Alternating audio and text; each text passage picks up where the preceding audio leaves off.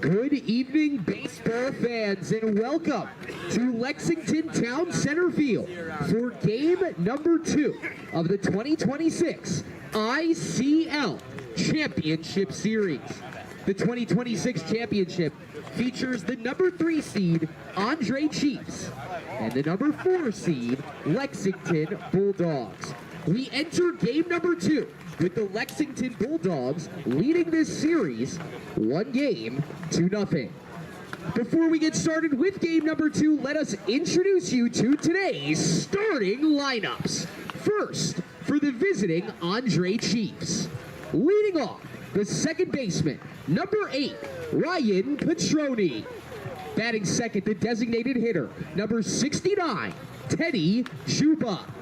Batting third, starting at catcher, number 25, Byron Woodman. Batting cleanup, the first baseman, number 12, Ruben Rodriguez Jr. Batting fifth, starting in right field, number 27, P.J. Brown. Batting sixth, the shortstop, number 41, Rowan Ostman. Batting seventh, starting at third base, number 43, Roberts Galvis. Batting eighth, the left fielder, number 77, Liam Powers. And batting ninth, the center fielder, number 98, Nick Valderio. On the mound for the Chiefs, the left-handed pitcher, number 14, Matt Doherty. And Andre is led by manager Anthony Perry. And now the starting lineup for tonight's home team, the Lexington Bulldogs. Leading off, the right fielder, number 81, Brett Stone. Batting second, the second baseman, number 11, Emilio Burt. Batting third, the center fielder, number 49, Ian Bourne. Batting cleanup, the starting catcher, number 34, Caleb Cormier. Batting fifth, the third baseman, number 57, Jaden Vellis. Batting sixth, the left fielder, number 28, Shane Costello. Batting seventh, starting at shortstop, number 29, Aiden Murphy. Batting eighth, the first baseman, number 47, Oliver Henke. Batting ninth, the designated hitter, number 5, Dylan Steinkraus. Batting 10th, the extra hitter, number 55, Jonah Weinstein. On the mound for the Bulldogs, the left-handed pitcher, number 12, Nolan Whalen. And the manager for Lexington is Eric Steinkraus. Fans, thank you for coming out and attending tonight. We ask that you please enjoy tonight's game under all tenets of good sportsmanship. We defer to the umpiring crew for any and all decisions regarding ejections. And remember, their decisions are final. Without further ado, it's time for game number 2. Gentlemen, let's play ball. Chris Del Sordo providing the introduction to Game 2 of the 2026 Intercity League Championship Series here on LSP, with the Lexington Bulldogs stealing home field advantage from the Andre Chiefs and leading this best-of-5 series 1-0. Sam Field here with you, ready to bring you the play-by-play story. Shane Costello continued his insane postseason run last night with a 2-for-4 performance with a grand slam and a 2-piece order as part of 2 separate 5-run innings for the Bulldogs to pick up their first ever win in the ICL Championship Series and lead this best-of-5 1-0, and hoping to take a commanding 2-0 series lead, with Nolan Whalen getting the start on the bump for the Bulldogs in the home whites and the Chiefs in the maroon jerseys as usual. Whalen is making his second appearance of the postseason. He pitched 1 inning in the wild card game against the Sabres, allowed 1 hit, no runs, 1 walk, and 1 K. In the regular season, 1-0 in just 4 1/3 innings in 5 appearances, an 11.31 ERA, 7 hits, 10 runs, 7 of which were earned, walked 9, struck out 3. Leading off for the Andre Chiefs, the second baseman, number 8, Ryan Petroni. Ryan Petrone getting the start at second base tonight after getting the start in left the other night in game 1. 7-for-11 with 1 double, 1 homer, 4 ribbies, and 2 walks for a 1692 OPS so far in 3 games. Miles Reed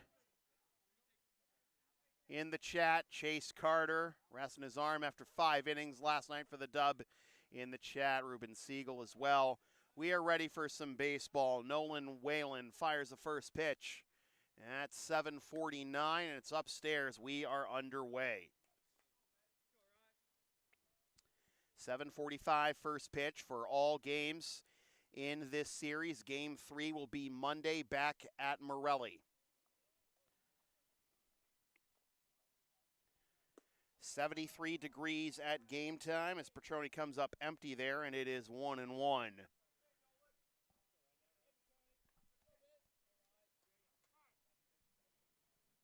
Time granted to Petroni, trying to keep things on his pace, the veteran. Petroni dating back to 2017 with the Revere Rockies in the Yawkey League as a career .353 hitter in the postseason. He falls behind 1-2. He had 13 hits in 8 games with the Revere Rockies in the 2018 Yawkey League postseason.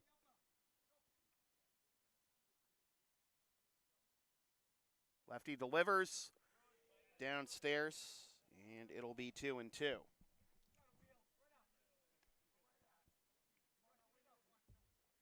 Has 2 career postseason home runs across the Yawkey League, Park League, and ICL.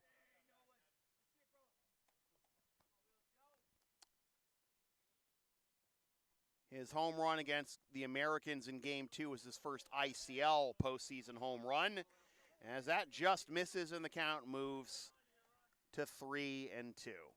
He is 23 out of 28 in his career in stolen bases, including 8 out of 10 with the Boston A's in the 2022 Park League. That'll be ball 4. Petroni is aboard for Teddy Juba. Now batting for Andre, the designated hitter, number 69, Teddy Juba. 41 years old, by the way. Well, no, that was Teddy's own caption on a reel the other day. Outside for a ball, and Teddy, as he has done often as late, showing bunt to start, but I don't know. Petroni on base, Juba with him waiting for him to do some damage. That is a recurring theme for the Chiefs offense. He pulls back. That is a strike. And it is 1-1 with the third baseman, Velas, basically coming all the way in on top of the plate at that point.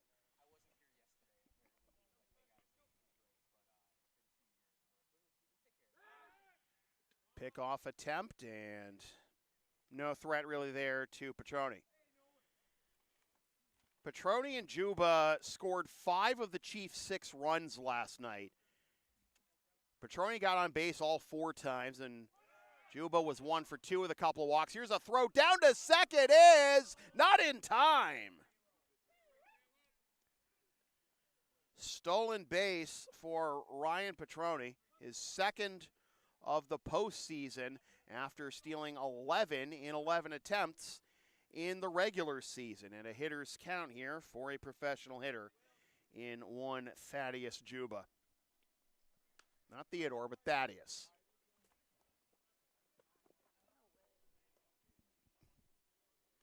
Can't knock the hustle. Lay out, Chris. 2-2.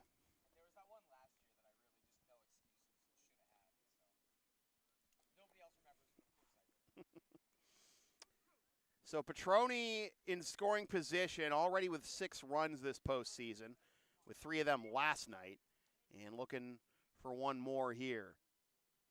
As Juba watches a curveball go down and away, full count. Teddy Juba with another Teddy Juba stat line last night. 1 for 2 with 2 walks and a base hit, a couple of runs. Again, how can nobody hit the strike zone against this man? Now batting for Andre, the catcher, number 25, Byron Woodman. Like no disrespect to Teddy's abilities whatsoever, but at some point it becomes way more than just having a good eye. I know it is. I talked about it last night. It is intimidation because look what he does when he puts the bat on the ball.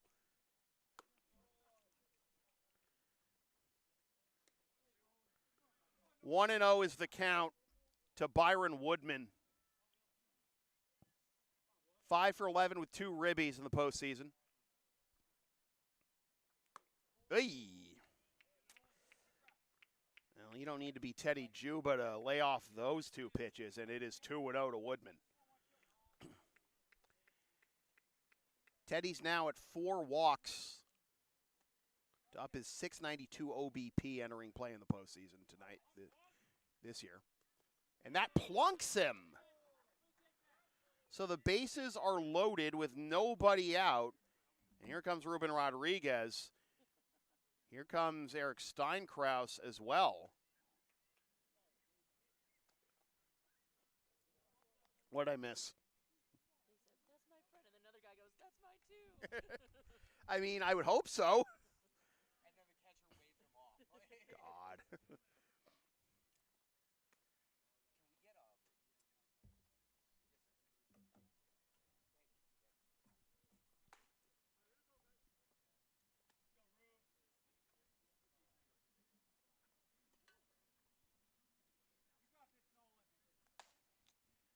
Here's Rodriguez. The first baseman, number 12, Ruben Rodriguez Jr. Rodriguez, 3 for 14 with 1 double and 3 ribbies. Hoping to come through in a big spot here with the bases loaded and nobody out in the top of the first.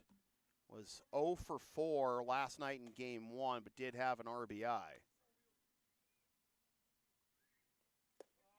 That's in there for a strike. 0-1. Rodriguez in the regular season slashed .467, .471, .667 with 3 ribbies. Foul tips that one, and it is 0-2.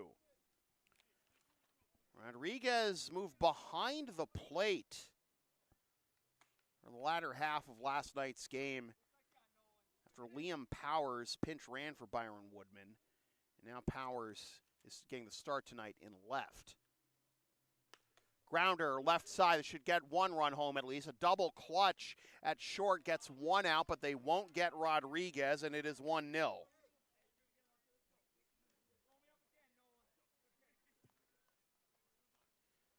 Now batting for Andre, the right fielder, number 27, P.J.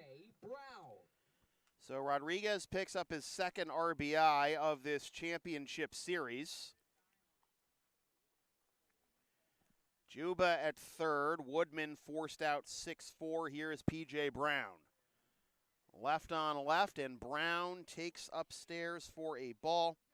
It is 1-0, as Whalen is already at 20 pitches, and there's already some warming in the Bulldogs bullpen. But remember that Whalen only pitched 4 1/3 innings in the regular season. They got Rodriguez in a hot box, and now they won't come home.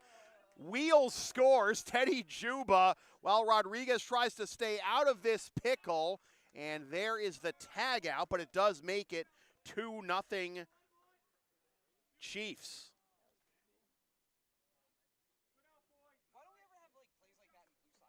Oh, we have. We have had plenty of those over the years. Have you ever had a championship winning squeeze? Oh, we have had plenty of crazy plays in the Blue Sox. history. But Juba scores in the back door after Rubin is nabbed. I don't have the I didn't get the full scoring of that play, but I assume you should play that on Powerball tomorrow night, whatever the combination was. There's only so much. It went 1, 3, and then I got lost. It's too many for the numbers game. That much I know. That's in there for the strike. 3 and 1. Miles letting us know that that's a Ruben Rodriguez special right there. And it's like a sack bunt while you're already on the bases. Grounder the other way on a hop, fielded nicely by Murphy, and that'll be out number 3. For the Chiefs in the top of the first inning, 2 runs on no hits, no Bulldogs errors, no runners left on base.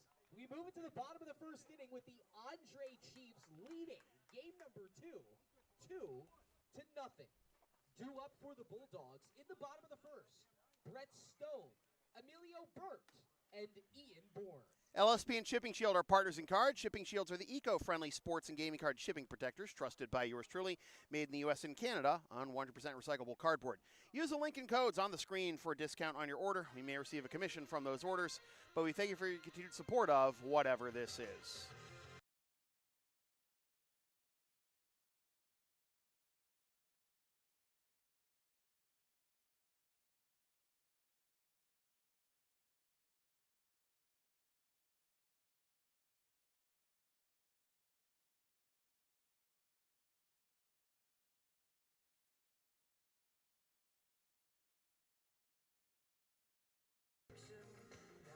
Matt Doherty staked to a 2-0 lead before he throws his first pitch of the night. So lefty on lefty pitching matchup here in game 2.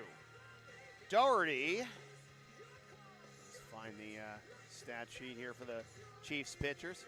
Doherty is making his second appearance of the postseason. He lost game 1 to the Americans in 4 innings, going 4 innings, allowing 6 hits, 5 earned runs, walked 5, struck out 2, and threw 1 wild pitch. In his second year with the Chiefs, has been a workhorse in each of his first 2 years. Combined 74 innings the last 2 years and a record of 6-3. This is in the regular season with a 4.74 ERA and 90 strikeouts in 74 innings, but also close to 2 walks every 3 innings, 26 in 37 last year and 27 in 36 this year. His appearance in game 1. The umpiring crew for tonight's contest in game number 2, our home plate umpire is Rich Cabral. The first base umpire, Mike Muchmore. And our third base umpire tonight, Jason Erdos. Leading off the bottom of the first for the Bulldogs, the right fielder, number 81, Brett Stone. Doherty's appearance in game 1 of the semifinals was his first career postseason appearance with the Chiefs. And now he'll face Brett Stone. And that will hit the outside corner for a strike, 0-1. Chris introducing the umpiring crew for the game to a joking boo from the Andre Chiefs dugout. Rich Cabral calling the balls and strikes. Mike Muchmore at first and Jason Erdos at third. It is 1-1 now to Stoney.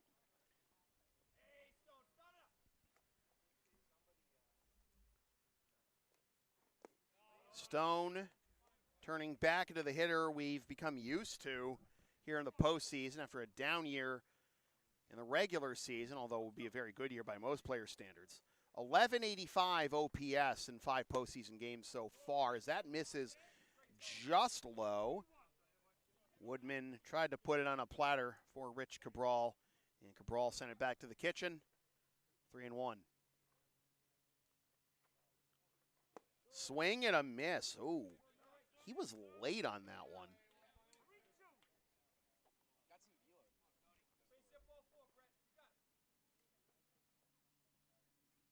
Full count to the leadoff man, Stone, down and away, and leadoff walks for both teams here in the first. Now batting for the Bulldogs, the second baseman, number 11, Emilio Burnt. Burnt got the start at shortstop last night, and here he is in his second game of the postseason. Went 2 for 4 with a double, an RBI, and a couple of runs as he takes on the outside corner for strike one.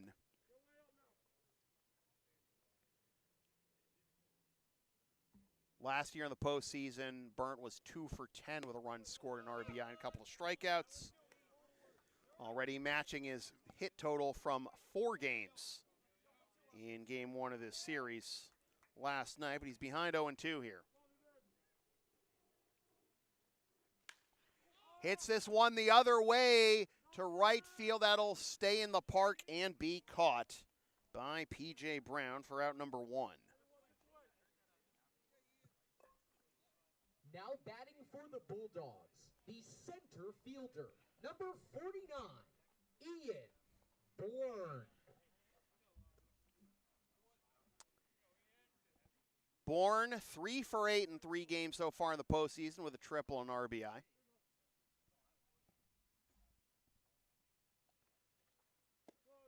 For those playing the home game, Stone 1 for 1 in stolen base attempts this postseason. And 2 for 2 as a member of the Bulldogs in the postseason. He runs, pitches up and in, throws to the shortstop side of the bag, and he is safe. Second steal of the postseason for Stoney, and now he is in scoring position with a 1-1 count to Bourne.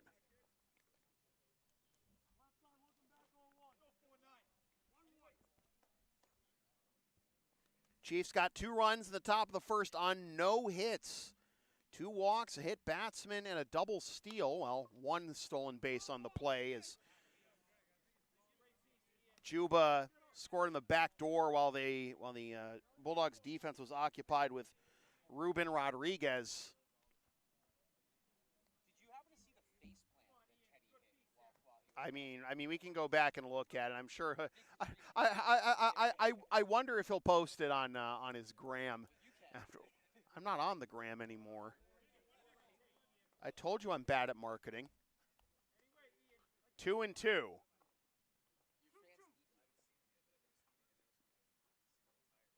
There's where you can need me, okay?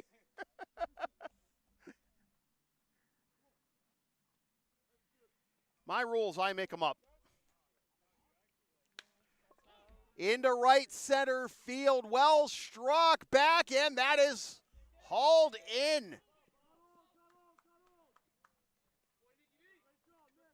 Valdario makes the catch for out number 2. To third goes Stone. The catcher, number 34, Caleb Cormier.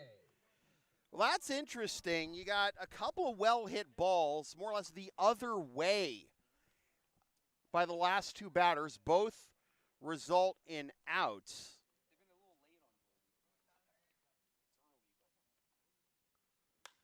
This one is also well hit the other way, but also well foul. And again, we didn't need the fly balls or that foul ball to see that the Bulldogs are a little bit behind Doherty. We had that swing and miss during Stoney's at-bat. Of course, he eventually got on base with the walk. Again the other way, but again well foul.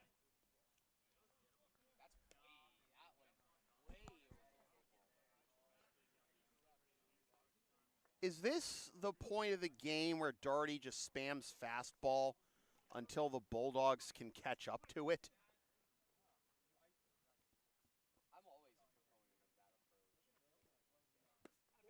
Able to hold off, went off speed down and away. And it'll be 1-2.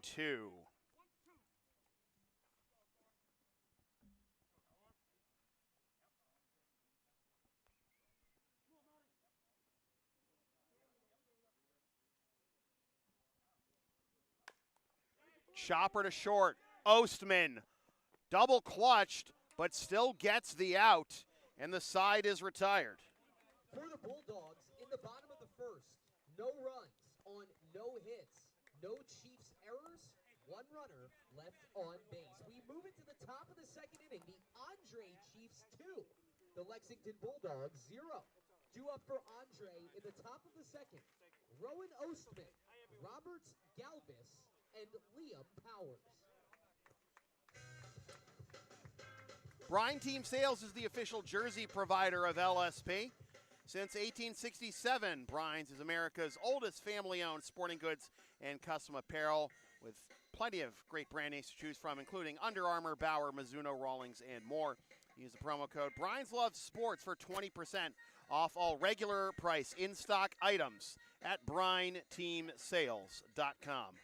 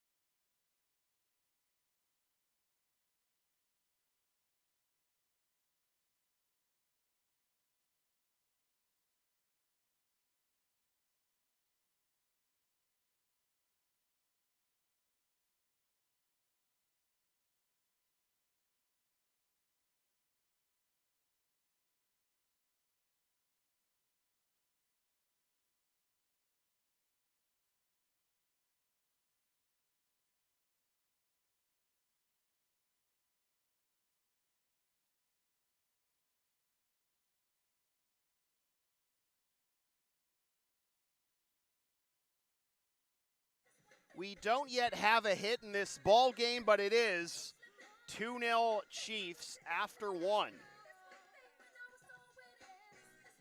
And Whalen is back out there for his second inning of work.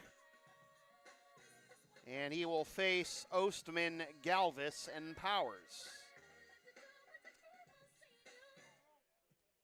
Leading off, the top of the second for the Chiefs, the shortstop, number 41, Rowan Ostman. Now, Whalen did not pitch more than one inning in any appearance in the regular season. I think it's one out here. This will officially be his longest outing of 2026. I'll be fouled off by Ostman for strike one. Ostman has got a nice cold in this postseason after a phenomenal regular season. He is 2 for 12 with 3 runs scored, but also 8 strikeouts. So 10 outs and 8 by way of the K after slashing 426, 537, 778 in 18 games in the regular season. Now he's behind 0-2. Ostman was 3 for 7 with 2 home runs and 8 ribbies against the Bulldogs in the regular season. But he comes up empty there. Good morning, good afternoon, and I guess you got to throw on. There you go. Good morning, good afternoon, and good night. Rowan Ostman, 1 up, 1 down. Now batting, the third baseman, number 43, Roberts Galvis. So this is officially Nolan Whalen's longest outing of 2026 at an inning and a third. Okay, he's working on a no-hitter, but so is Matt Doherty. Listen. If I mention both of them are on, it's not a jinx, right? Down and away for a ball. Not like. I think it was it Sasaki or Yamamoto who was on no hitter watch for the on MLB Network before he threw the first pitch of the game. You know, it's a weird business what I do. Oh, that was absolutely mine. I mean, the left fielder, number 77, Liam Powers. I don't think any of us are too concerned with that in a 2-0 game in the second, to be fair. Well, that throw gets up the line, and now here goes Galvis to second. I don't blame him for missing it. It whacked him. Then the first pitch of the game, Jazz Chisholm hit for a home run in that one. You remember that? Yeah, that was hilarious. I think that was the last time they ever had that be a segment. And like that was usually saved for when it was like actually late in the game and a no-hitter was brewing, right? Like, why? You lose the plot. You lose the exactly. And like, I don't care if it's the Marlins. Don't. Grounder left side, scooped up at short onto first, 2 down. That was a firmly hit ball by Liam Powers, and Murphy handled the hop with the runner coming in front of him. Now batting for the Chiefs, the center fielder, number 98, Nick Valdario. So it'll be up to the number 9 hitter, Nick Valdario, to try and keep the line moving and bring home Roberts Galvis from third. Valdario 3 for 11 in the postseason with 1 RBI and takes on the outside corner for strike 1.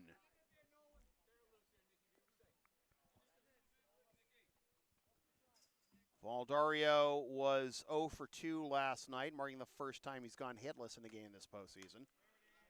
Fouls that one off the other way, and it is 0 and 2.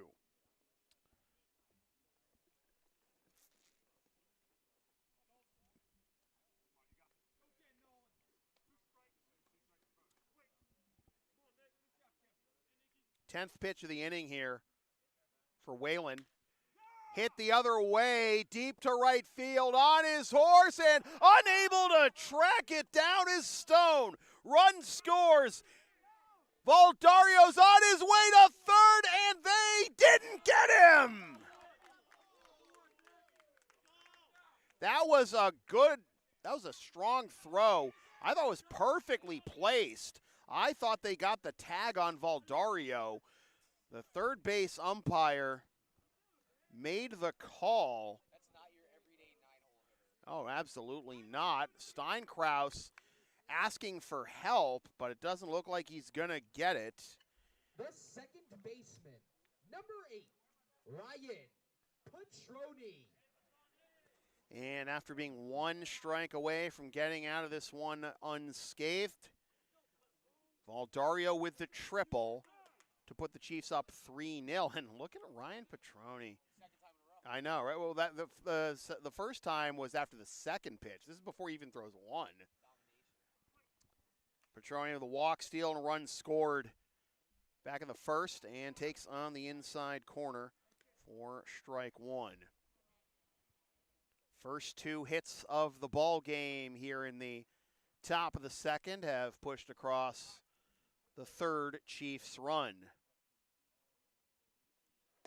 Down and into Petroni, and it is 1-1. So Valdario with a triple.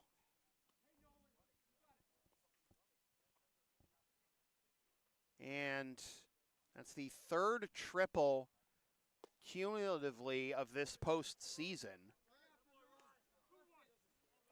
and the first by any team other than the Bulldogs. The Bulldogs have 16 extra base hits in this postseason. Lined! Fair ball inside the left field line! Petroni into second with a double.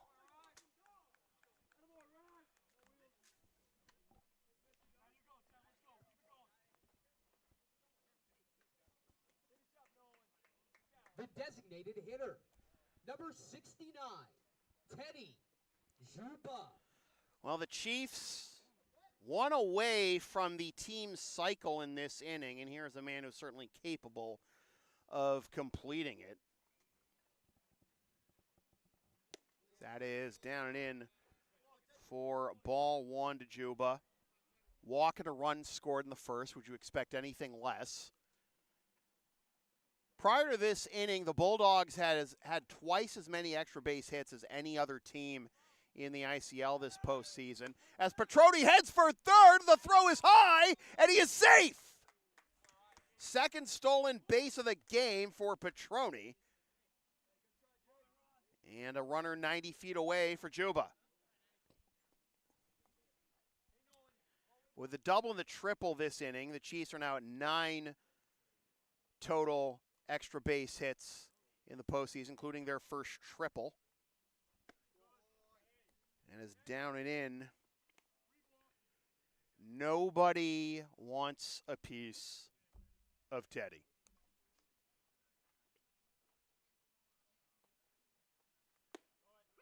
Down the pipe, 3-1.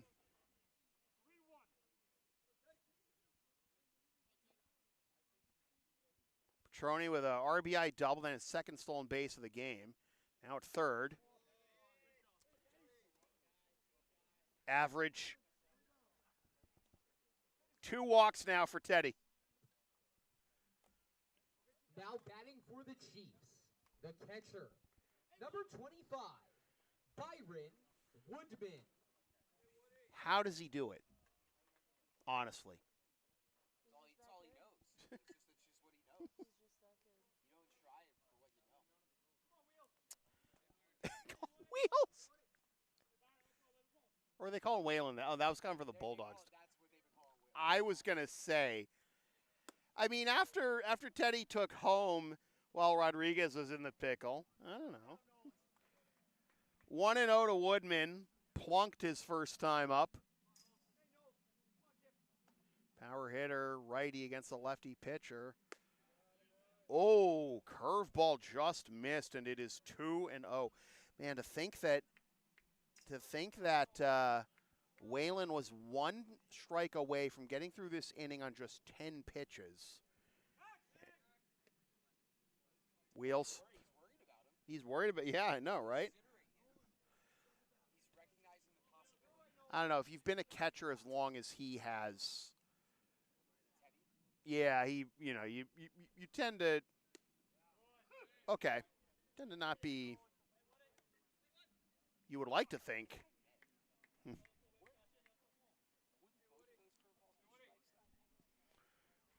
I don't know. Miles Reed watching from the friendly skies. Hope I'm not bothering your seatmates, Miles. As I was saying, we've been a catcher for that long. I mean, even Jason Kendall couldn't be Jason Kendall for very long. 330 average and 30 steals out of the leadoff slot as a catcher. Fouled off. And that's not just, guy remembering territory. Dude was a stud. Yeah. Him and Brian Giles at the same time on that Pirates team, and they still went like 60 and 90. Average Pirate season, Just high for a ball, and it'll be a full count to Woodman. Brian Giles, criminally underappreciated player. Played in really big ballparks too. Payoff pitch. Outside, another walk, and the bases are loaded. Now batting, the first baseman, number 12, Ruben Rodriguez Jr. Well, Rodriguez going to have to put the ball in play here if he wants to bring home a run. And did get an RBI when he reached on the fielder's choice in the first inning. It was not exactly run batted in when the pickle, but was enough of a diversion to allow Juba to score. Inside out swing rolls foul for strike one. 1-1.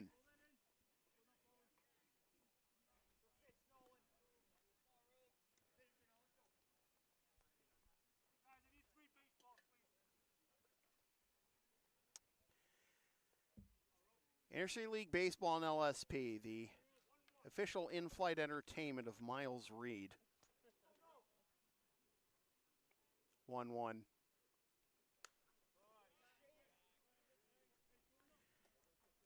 Do you at least get pretzels with that, Miles?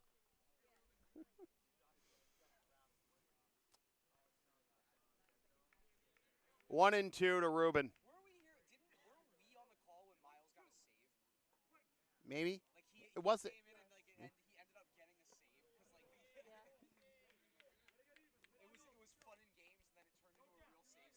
Oh yeah, I'm pretty sure. yeah. Like Draper's game did too. But Draper's an actual bitch is a lot. 2-2. Curveball. Oh man, even Rodriguez thought that was strike three. He took a step towards the dugout. And Whalen got the bad news, so all three runners will be off here.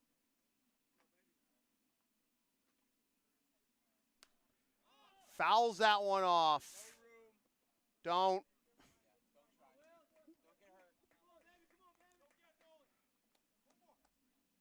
The slip and slide from hell. I can say that, it's YouTube.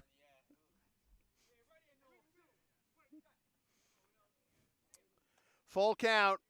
Runners will be off again. Look at the lead by Juba. Down and in.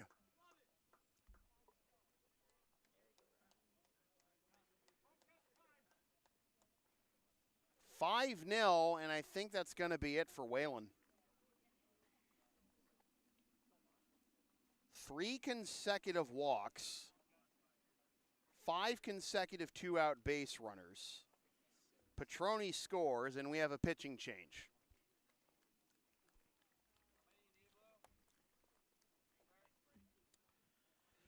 Advertising opportunities are available on LSP. Sponsor our content for as little as $25 a spot, whether you want to promote a business, product, or event, or send a message of support to a player, team, or coach. Email yours truly for all the deets.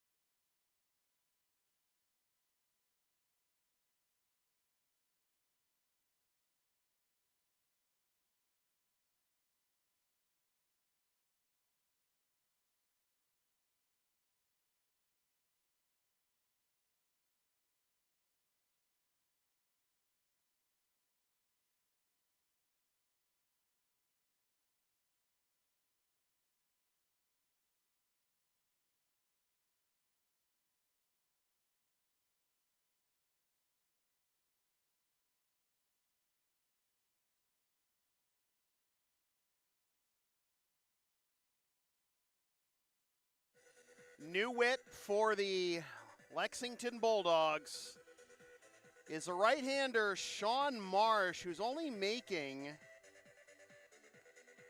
well, I think his first appearance of the postseason, the regular season. He was 2-4 with a 6.65 ERA in 26 and a third innings, allowed 36 hits, 29 runs, 25 which are earned.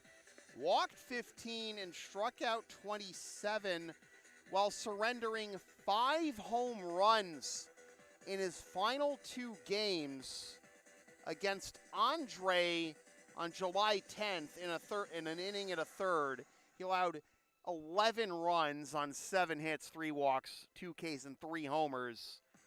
And then 6 days later against Palmer, 4 innings, 6 hits, 4 runs, 2 walks, 2 Ks, and 2 homers. Number 27, P.J. Brown. So Marsh was not pitched since that appearance against Palmer on July 16th. In the weeds here, and he delivers down low for ball 1 to P.J. Brown, who grounded out to short. His first time up to end the first, hoping for a better result here with the bases loaded, but also 2 down. Pops that one foul over us and onto Worthen Road. We have an official broadcast. Pretzels, water, and Chiefs baseball, all Miles can ask for. How about a little more legroom, mate? 1-1. Grounder, right side, and it takes a bloodbath of a hop past Emilio Burnt. 2 runs are going to score.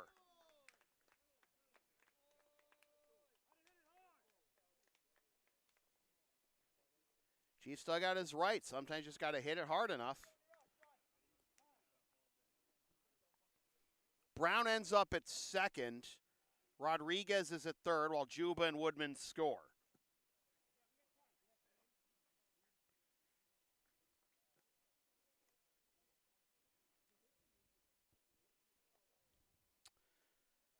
Perry's going to come in and have a word with Rowan Ostman before his AB.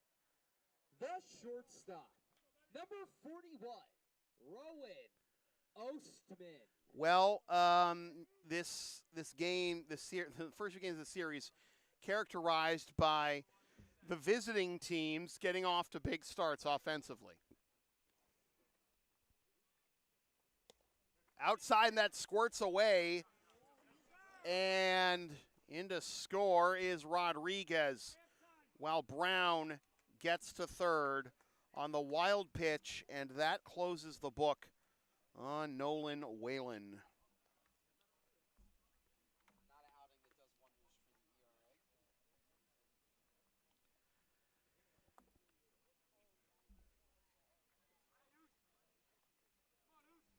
the ERA. 8 runs in an inning and 2/3. And we still got the dust cloud here passing through after Rodriguez's slide. 1-0 to Ostman. Down and in. 2-0.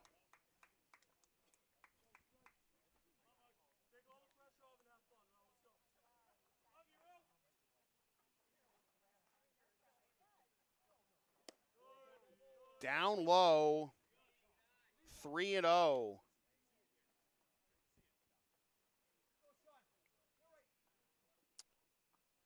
Ostman led off this inning with a strikeout, but now the Chiefs have batted around. He's got another chance, and he draws a walk. The third baseman, number 43, Roberts Galvis. Just drawing a walk can do wonders for your confidence when you're in a slump like Ostman has been, and he's on base with runners at the corners now for Galvis. Base hit and scored the first run of this inning. Grounder left side, scooped at third. They have to get the out at first here, and they do.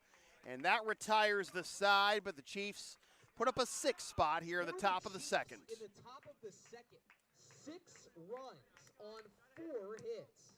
1 Bulldogs error. 2 runners left on base.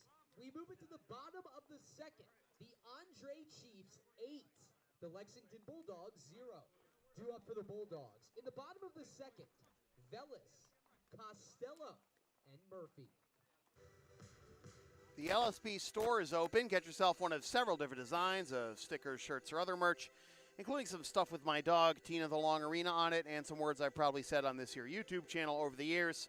Scan the QR code now to buy.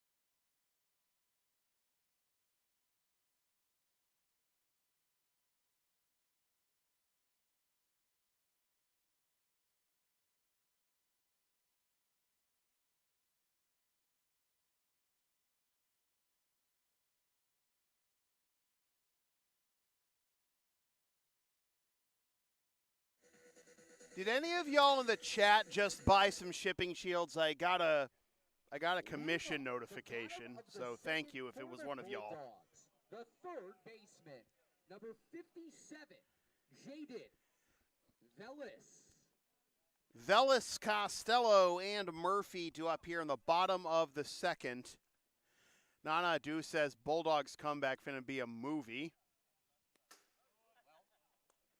That's a start. To be fair, Matt was trying his darndest to stay warm in that long of that top of the second. Yeah, I know, right? Everything. So, we knew that was going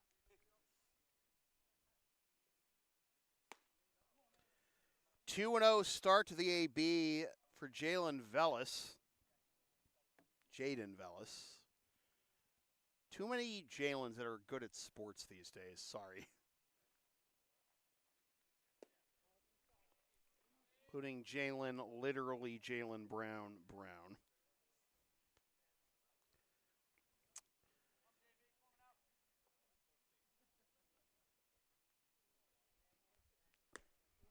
A 4-pitch walk to Velis to give the Bulldogs the leadoff walk for the second consecutive inning. Now batting for the Bulldogs, the left fielder, number 28, Shane Costello. Velis is 2 for 5 before that in this postseason. Picks up his first walk, and now here's the main character of the 2026 ICL postseason. No disrespect, Miles. Shane Costello, 4 for 9, double, 3 homers, 9 RBIs, including a grand slam and a 2-piece order last night for the first 2-home run game by one player in the ICL postseason since Danny Graham in 2017. Costello 0 for 2 in game 1 against the Blue Sox and has gone 4 for 7 since.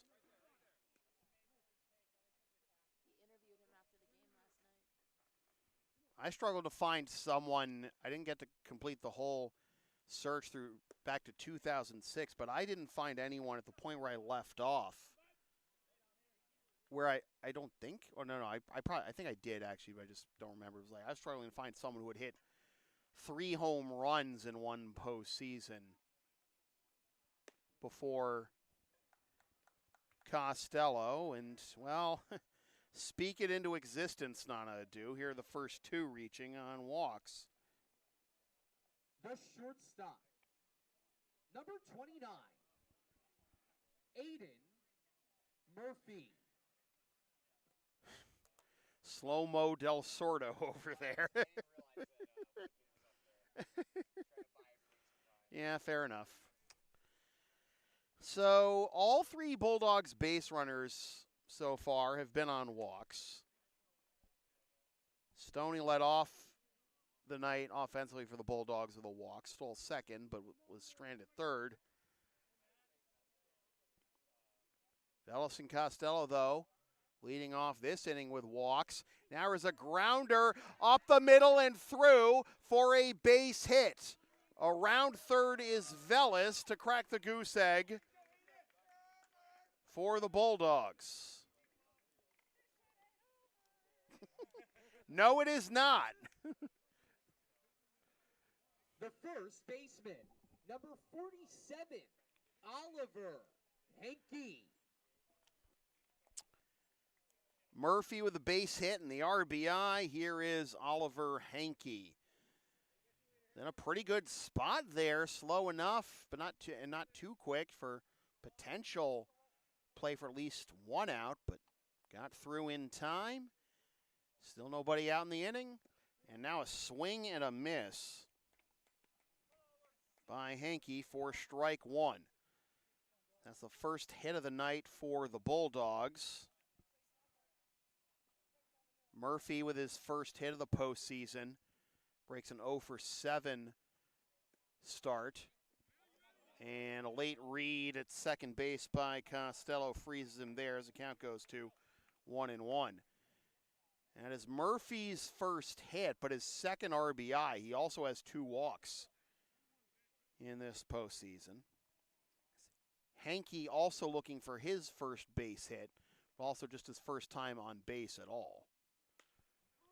This will be a pop-up left side. Ostman, and infield fly has been called, so that'll be out number 1 automatically.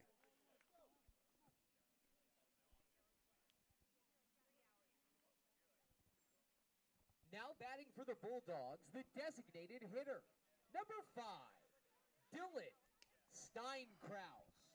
Steinkraus also looking for his first hit this postseason, 0 for 4 in 2 games. He's got 2 runners on base, and the Bulldogs getting their first run of the game just now. Still a long ways to go, down 8-0 with a 2 spot in the first for the Chiefs, followed by a 6-run top of the second. That is outside for ball 1. One of the things that characterized that bottom of the first was the number of late swings by the Bulldogs. They got some very good contact off of Daugherty, but couldn't put anything in play, or at least put it, down for base hits. A couple of nice catches by the right fielder Brown, the center fielder Valdario, and some nice pieces that ended up being foul balls the other way. Nothing doing, and that'll be strike 2 to Steinkraus. Now 1-2.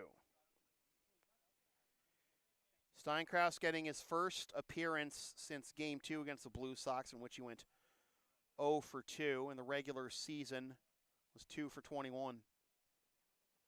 And he foul tips that one into the mitt for strike 3 for out number 2. Now batting for the Bulldogs, the extra hitter, number 55, Jonah Weinstein. So it'll be up to the number 10 hitter, Jonah Weinstein, to try and cash in here. Weinstein 2 for 6, couple of runs, doesn't have an RBI yet. And he takes strike 1.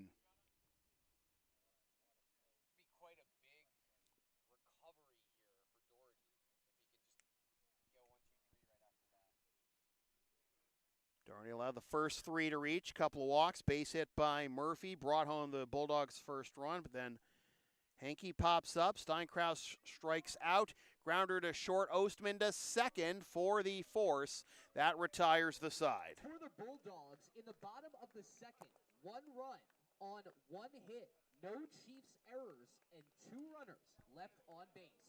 We move it to the 3rd inning. The Andre Chiefs 8. The Lexington Bulldogs 1. Due up for Andre in the top of the 3rd, Liam Powers, Nick Valdario, and Ryan Petroni. Are you down with the sound called LSP? Of course you are. Then follow and support us on the web, Linktree, Facebook, YouTube. Don't forget to subscribe. Flash the subscribe button. Membership's also available for $5 a month. PayPal and Creator Spring, LSP 37. Tastes great on a cracker.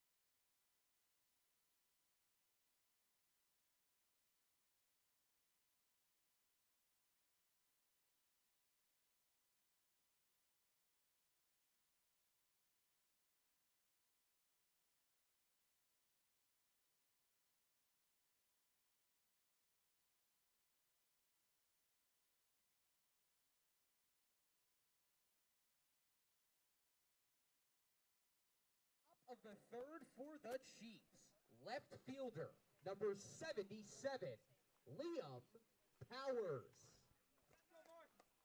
8-9-1 due up for the Andre Chiefs here in the top of the 3rd. Liam Powers, first time up, got a ground out to short. And he fouls this one off for strike 1. 8 runs on 4 hits for the Chiefs, 1 run on 1 hit for the Bulldogs. Hit the other way, right field, and that will be caught by Stone for out number 1.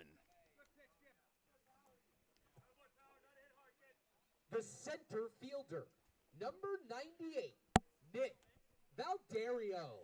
Valdario with a RBI triple his first time up. A controversial call at third base on that play that could have been the third out of the inning, too. Instead, it kept the line moving. And then Valdario became one of 7 consecutive 2-out base runners for the Chiefs in that top of the second. Come on, Chris. Too far? Well, no, I couldn't.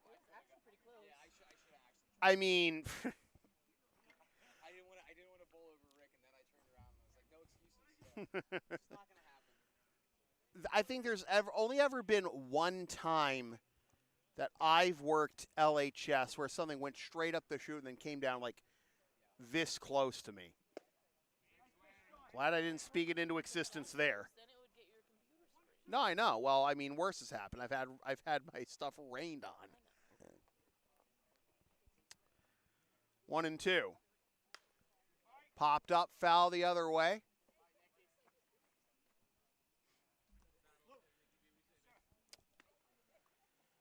Valdario and then Petroni. 8-1 game here in the top of the third. Marsh taking over for Bulldogs starter Nolan Whalen, to whom all 8 Chiefs runs have been charged. 2-2. 1 2/3 innings was the longest outing of the year for Whalen. And a swing and a miss. Sweeper, 2 down. Now batting for the Chiefs, the second baseman, number 8, Ryan Petroni. Petroni, walk, double, couple of steals, RBI, runs scored. Here his be-graded time before the AB even starts. Marsh not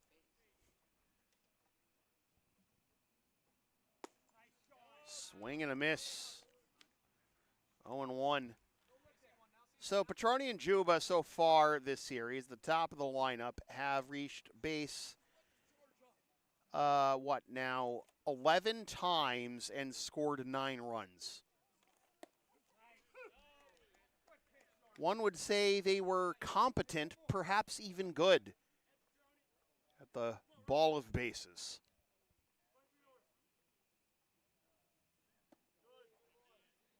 Ball 1.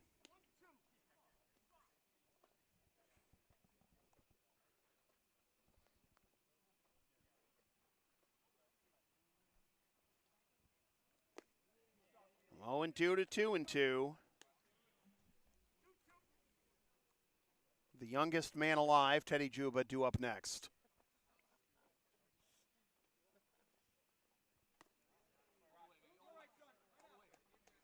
Hey, Turbo Floyd and Truth Magnum, how you doing?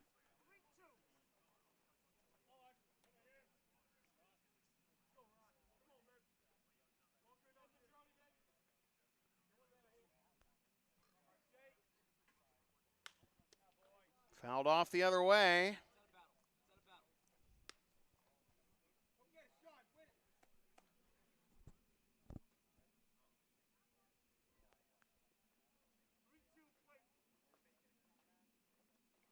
Payoff pitch once again.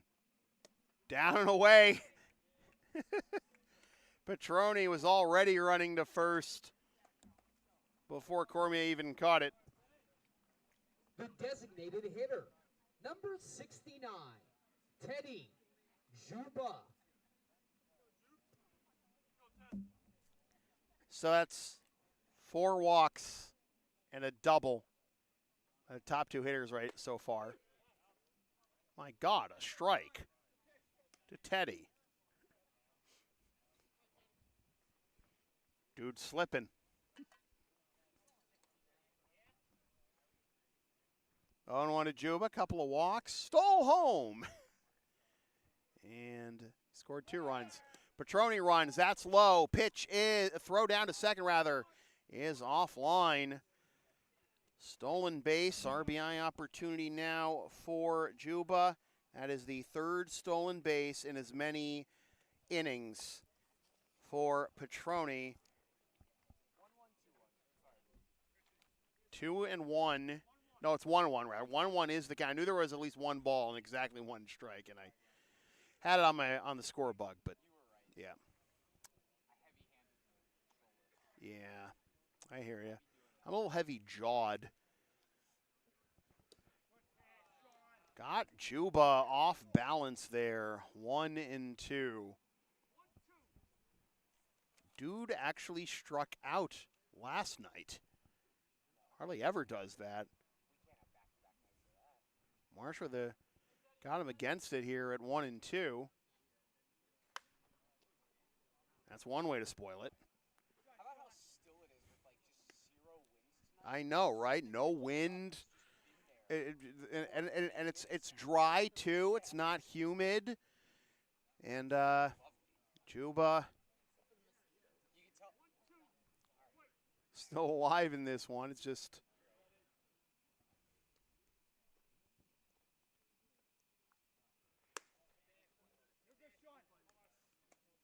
is that supposed to be a fastball? Because out of his hand, it looked like it had some downward break to it, and then just ran up and away. Well, 2-2 now to Juba. With Petroni for a walk at his 3rd steal of the night. Standing at second base.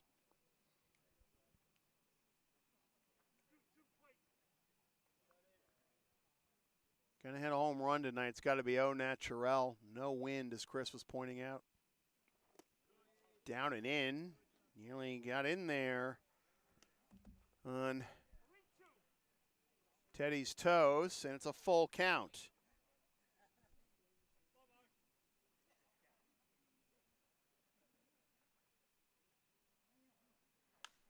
Popped up, foul, left side, out of play.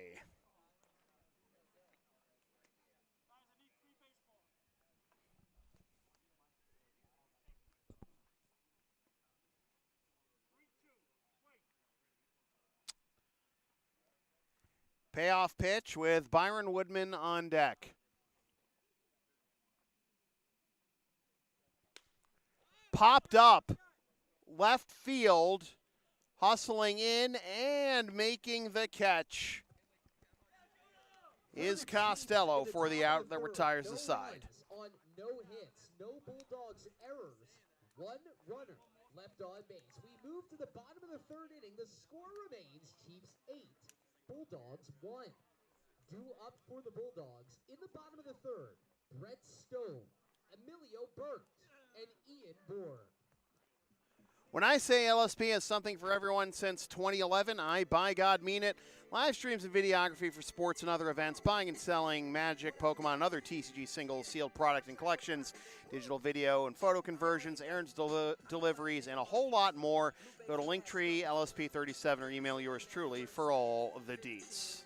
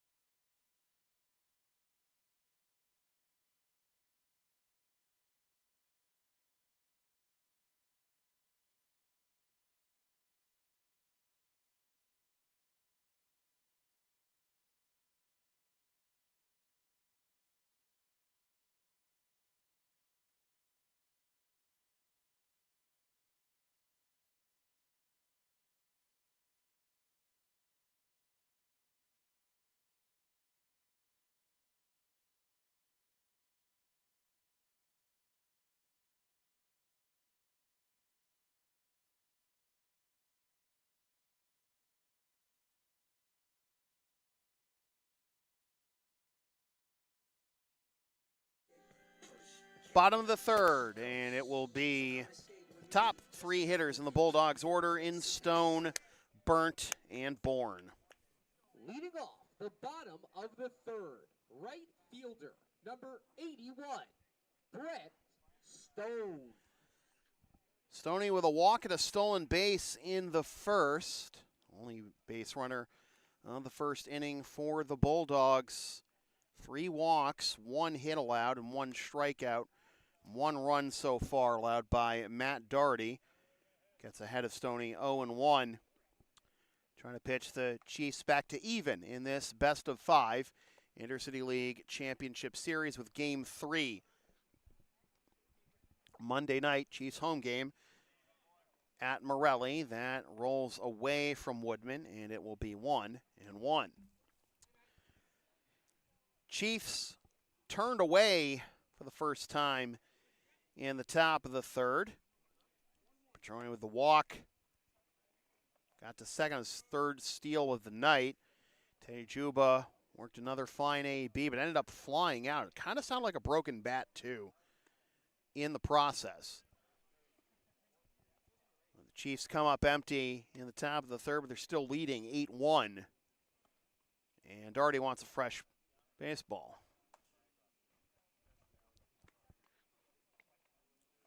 Again, we'll have Saturday and Sunday off for the ICL Championship Series. Fouled in the screen. We'll go to 2-2. Doherty's now at 41 pitches through 2+. Bulldogs already on their second pitcher of the night.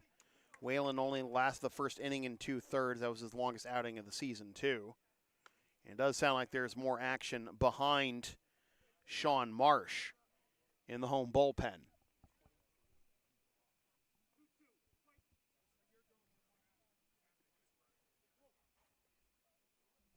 Is that Nana? No. Foul tip into Woodman's mitt for strike 3. Nana's listed as 23 on the roster for what it's worth. Oh, yeah, I know. The second baseman, number 11, Emilio Burns. Well, the Blue Sox certainly aren't immune to that. But second strikeout for Doherty. Here is Burnt. Falls behind 0-1, flew out to right his first time up.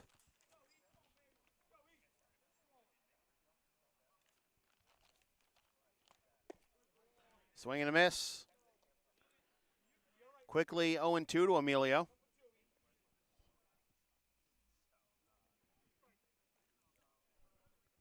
Burnt 2 for 4, the double and run scored last night. 975 OPS in the regular season. Swing and a miss. Good morning, good afternoon, and good night, Emilio Burnt. 2 up, 2 down as Doherty spams fastball. The center fielder, number 49, Ian Bourne.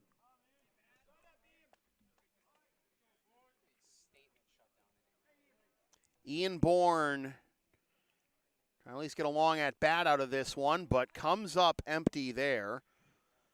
0-1, fly out to center his first time up.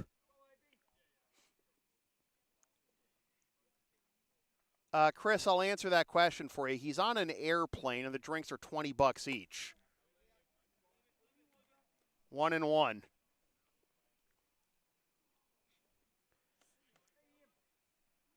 Look, if the beers are more expensive than they are at Fenway, don't.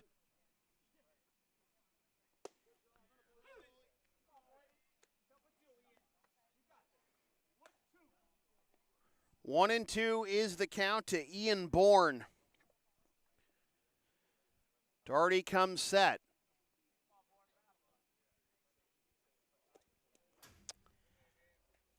Pulled that one a bit too much, and it'll be 2-2. In the words of Ross Curley, swing now and run.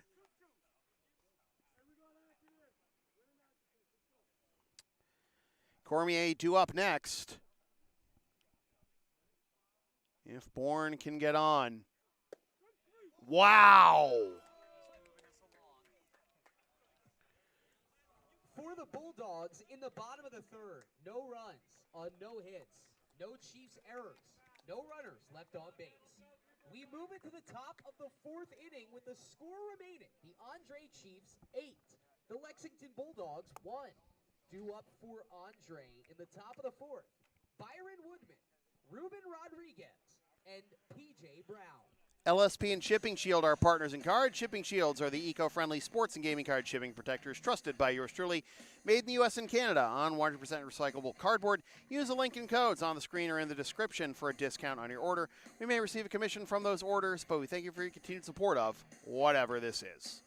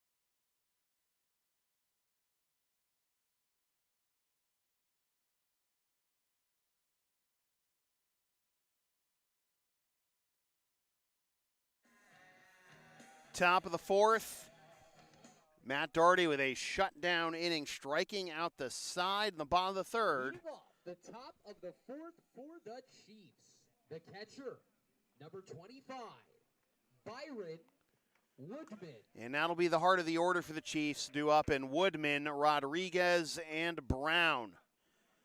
So both teams go scoreless in the third, and the Chiefs still lead 8-1, hoping to even up this series. This best of 5 ICL Championship Series at a game apiece. Woodman is ahead 1-0. He has been on base twice tonight without the aid of a hit. Hit by pitch and a walk. The Chiefs have 4 hits in this game, and they all came in the 6-run second inning. On a hop, this one handled cleanly by Burnt, and on to first for out number 1. The first baseman, number 12, Ruben Rodriguez Jr.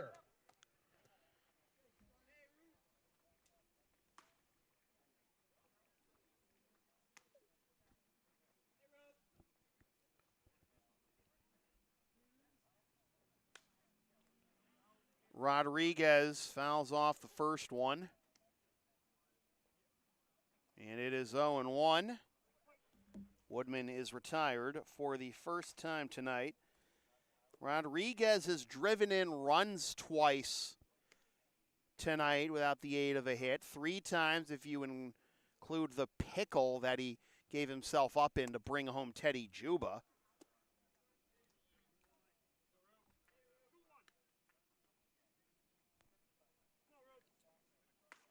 Again, there are only 4 hits by the Chiefs in this game, despite leading 8-1. And that grounder to second off the bat of Woodman over to Burnt. Some flashbacks there for the Bulldogs because the same setup led to a carom into right field past Burnt for P.J. Brown's 2-run double back in the second.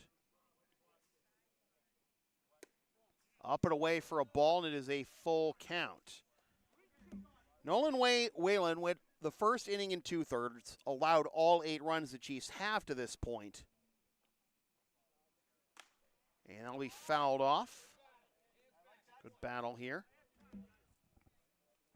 Allowed all 8 runs. 3 of the 4 hits. Brown's double was off of Marsh.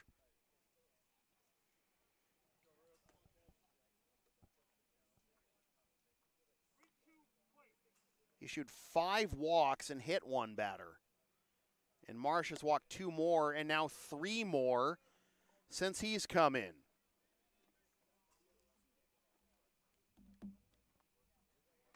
And this is the right fielder, number 27, P.J. Brown.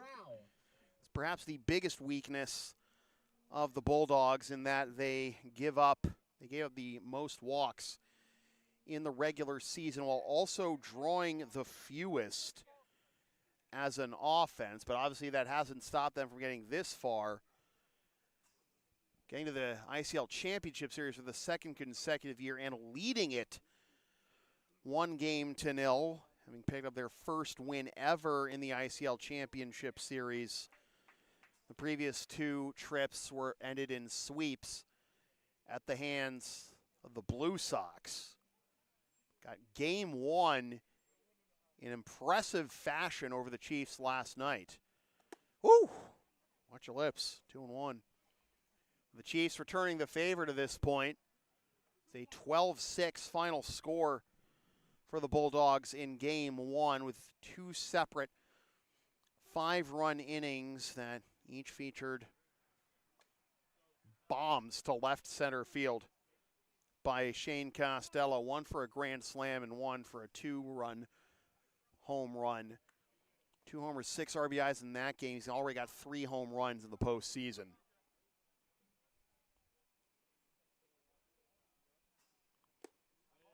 Downstairs for a ball, 3-1, and you don't want to let the merry-go-round keep going against this Chiefs offense. And it's not just Ryan Petroni and Teddy Juba who can work your pitch count. Brown is aboard.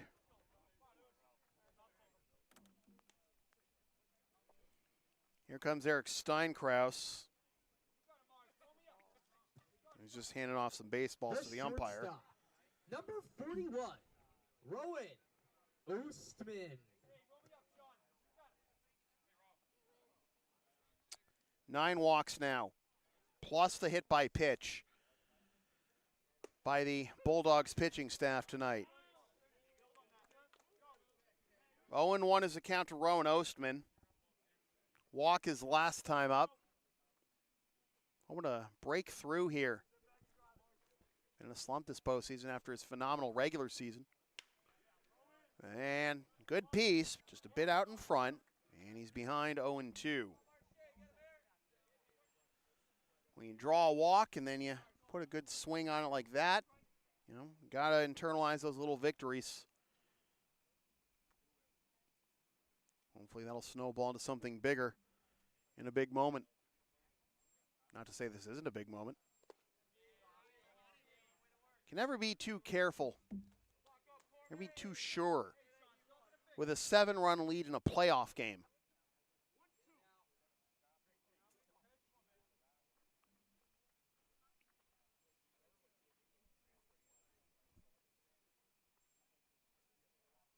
One, 2. 2-2. We start at 7:49. Is now 9:07 here on the top of the 4th. On game 3 of the Blue Sox Bulldogs series, we weren't done with the 2nd at the hour mark. And Oostman granted time.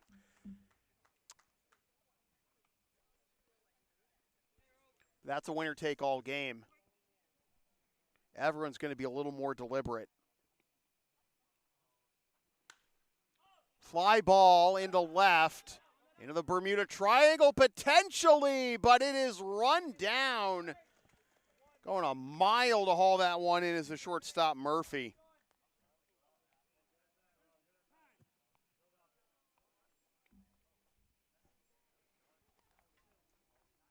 Now batting the third baseman, number 43, Roberts Galvis. Galvis, base hit, run scored, and a ground out to third. Those are both in the second inning.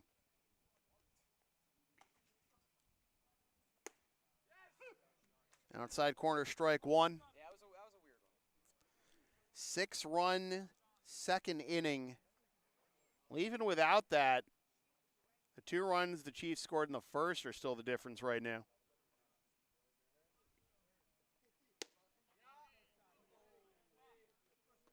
One and one. And after the Bulldogs got through the third without allowing a run, and the top of the order to up in the bottom of the third, that was a critical chance for the Bulldogs to try and cut into this deficit, but Doherty ended up striking out the side. Now here are the Chiefs with 2 on and 2 out. Inside corner with a breaking ball, strike 3 called, and we are halfway home, still 8-1. The top of the fourth, no runs on no hits, no Bulldogs errors, and 2 runners left on base. We move to the bottom of the fourth with the score remaining. The Andre Chiefs 8, the Lexington Bulldogs 1. Due up for the Bulldogs in the bottom of the fourth, Caleb Cormier, Jaden Vellis, and Shane Costello. Brine Team Sales is the official jersey provider of LSP. Since 1867, Brine's is America's oldest family-owned sporting goods and custom apparel provider. Choose from wide range of quality brands, including Under Armour, Bauer, Mizuno, Rawlings, and more. Use the promo code Brian'sLoveSports for 20% off regular price in-stock items at BrianTeamSales.com.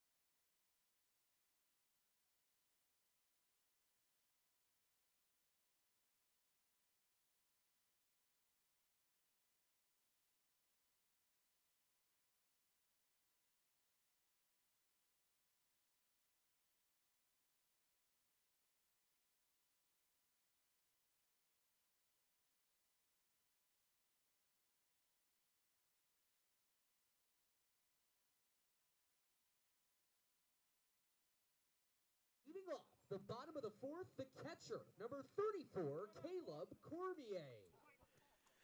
Cormier, Vellis, and Costello hoping for better fortunes than Stone, Burnt, and Bourne in the third. As Doherty gets ahead with strike 1. Doherty with 4 strikeouts on the last 5 batters.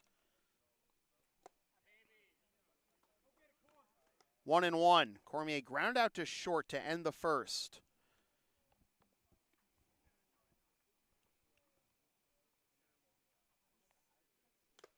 Fouled off. Woodman all right? 1-2. Now, I know it's going to be easier to do this with a 9-man lineup rather than a 10-man lineup that the Bulldogs have, but by the time the top of the 5th finishes, the Chiefs will have begun their 4th time through the order, and we're still midway through the 2nd turn for the Bulldogs. So, assuming the score holds, you look at these first 2 games and like, okay, maybe both teams just getting the kinks out, I guess. That's on the outside corner, and that is now 4 consecutive strikeouts for Matt Doherty. The third baseman, number 57, Jaden Bellis. Well, you didn't really, at this point, you haven't really had games the first 2 games. So we get to, you know, if this holds, we get to Monday and it's a best of 3. And now, then we'll see, hopefully, some battles. It's 1-0 to Vellis. Scored the Bulldogs' only run back in the second when he led off that inning with a walk, then came home to score on Murphy's base hit. Matt Doherty is rolling right now. He's retired 7 in a row, 4 in a row, and 5 of the last 6 by way of the K. Grounder left side. Oh, am I ever? You're welcome, Jaden.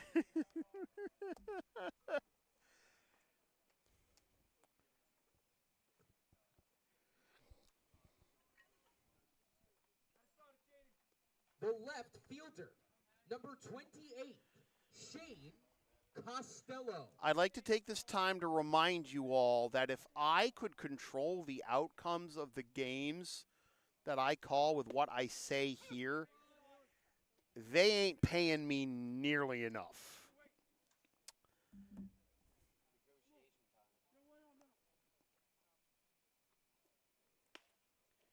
Grounder to second for double clutch. Will only go to first for the second out. And into scoring position goes Vellis as Costello is retired. The shortstop, number 29, Aiden Murphy. Well, all of a sudden, Shane Costello looks human. Walked his first time up and now grounds out here.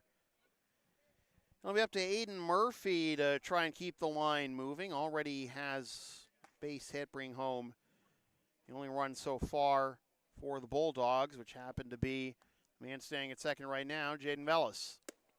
Not going to get a base hit on that one. It is 1-0.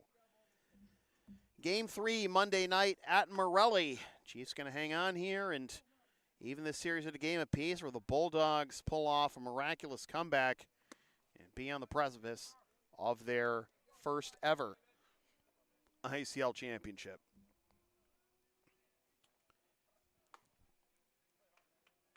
Here in the bottom of the fourth with 2 down.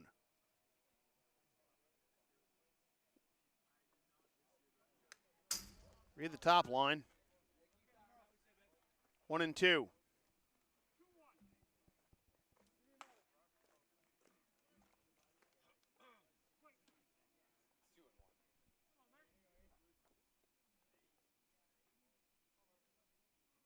I'm stupid. It's 2-1. Now it's 3-1.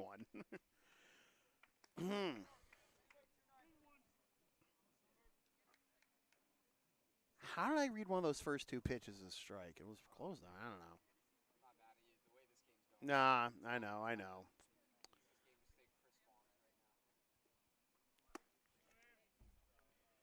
Let's get Eric Karros or John Kruk on mic too for some real unhinged stuff. The first baseman, number 47, Oliver Hankey. So Oliver Hankey will take his second turn at bat. Popped up to short his first time up. And that second inning, too, was real pivotal in this game because obviously you had the Chiefs up 8-0. Then they got their first 3 aboard in that inning to the Bulldogs. Here's a grounder right side. Base hit being waved around third is Vellis. Throw to the plate is not in time.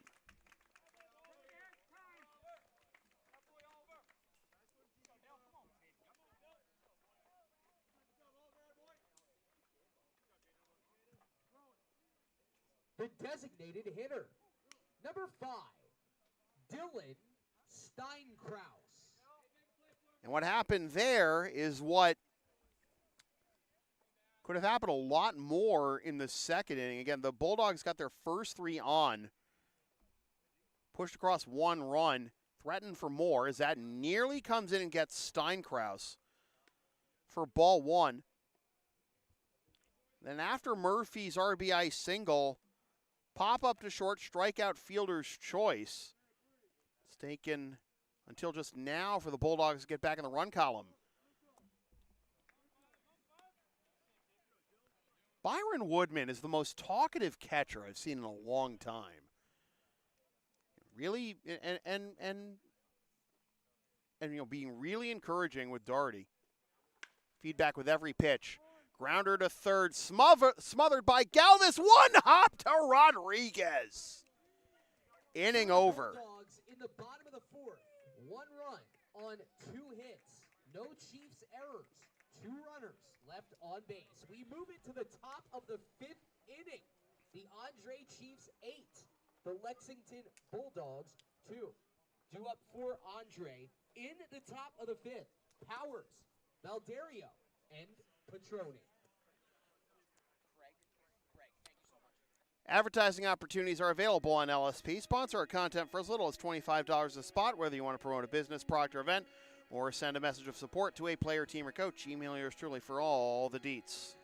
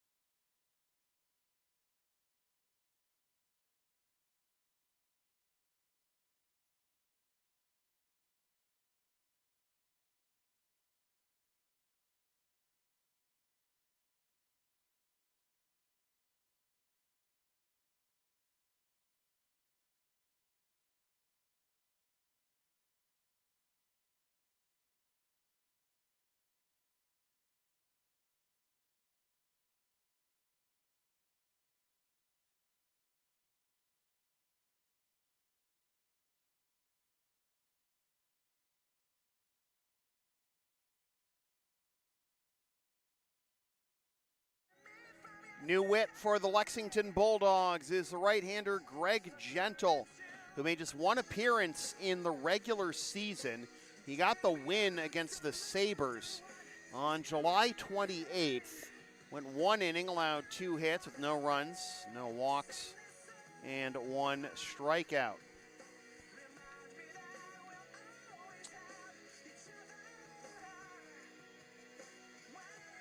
Gentle, in his 4th season with the Bulldogs, missed 2023. In 2025, made 9 appearances, went 13 2/3 innings, had no wins or loss, a 1-0 record, 1 save. The left fielder, number 77, Liam Powers. He allowed 12 hits, 3 unearned runs, walked 6, and struck out 19. He had 3 saves in 2022 for the Reading Bulldogs. His only career postseason inning came last year, having 2 strikeouts against the Mad Dogs, not allowing a run, hit, or walk on August 11th. Fouled off the other way. And Liam Powers is behind 0-2. Powers 0 for 2 with a ground out to short and a fly out to right. There's still only been 4 hits in this game by the Chiefs as Powers comes up empty. Good morning, good afternoon, and good night. 1 up, 1 down. Now batting for the Chiefs, the center fielder, number 98, Nick Valderio. Again, there's only been 4 hits in this game for the Chiefs, and they all came the 6-run second. Bulldogs aren't faring much better, though. Popped up, is placed perfectly in the Bulldogs dugout for strike 1.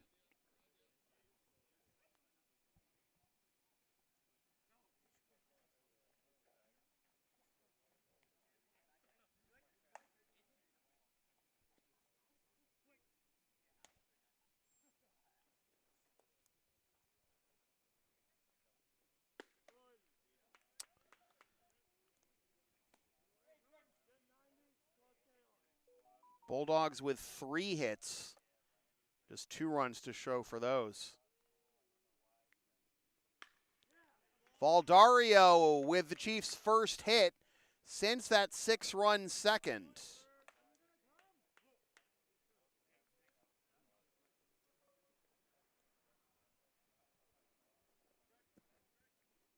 The second baseman, number 8, Ryan Petroni. So Valdario's now 2 for 3 with a single and a triple.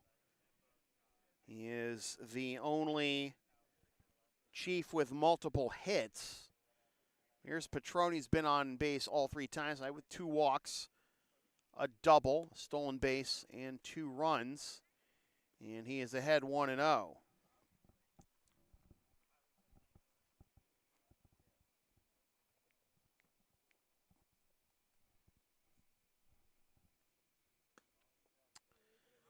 Up and in for a ball, and it is 2-0.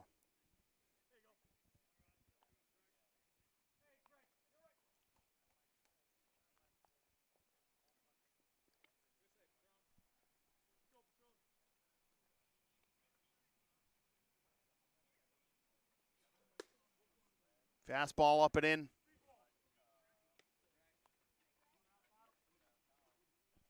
3-0 is the count to Petroni. Teddy Juba due up next. Inside corner 3-1. Petroni does not seem thrilled with the strike call. Not too much complaint. Settles back into the box. Valdario, small lead at first. Fastball on the outside corner. Full count. Imperative to get him here. Ground ball would be even better. 3-2. Does Valdario run here is the question. Looks like he's itching. He does. Swing and a miss. Strike 3. Throw down! Strike him out, throw him out, double play, inning over. For the Chiefs in the top of the 5th, no runs on 1 hit, no Bulldogs errors, and no runners left on base. We move it to the bottom of the 5th. The Andre Chiefs 8, the Lexington Bulldogs 2. Due up for the Bulldogs in the bottom of the 5th, Weinstein, Stone, and Burnt. The LSP store is open. Get yourself one of several different designs of stickers, shirts, or other merch, including some stuff with my dog, Tina the Long Arena, on it, and some words I've probably said on this here YouTube channel over the years. Scan the QR code now to buy.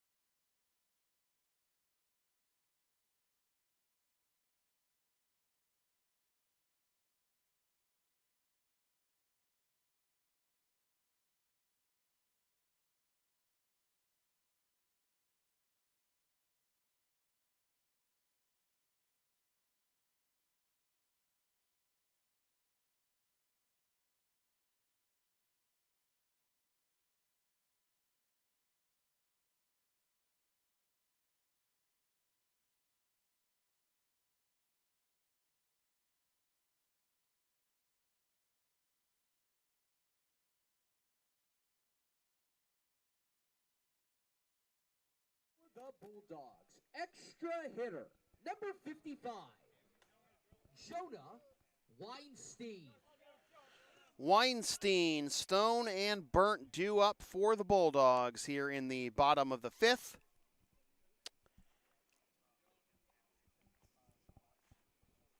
Weinstein grounded into a fielder's choice to end the bottom of the 2nd, which is when the Bulldogs scored their first, just their 2 runs so far It's 8-1, 8-2 rather, Chiefs here in the bottom of the fifth. Daugherty is behind 2-0. The Chiefs are only out hitting the Bulldogs 5-3.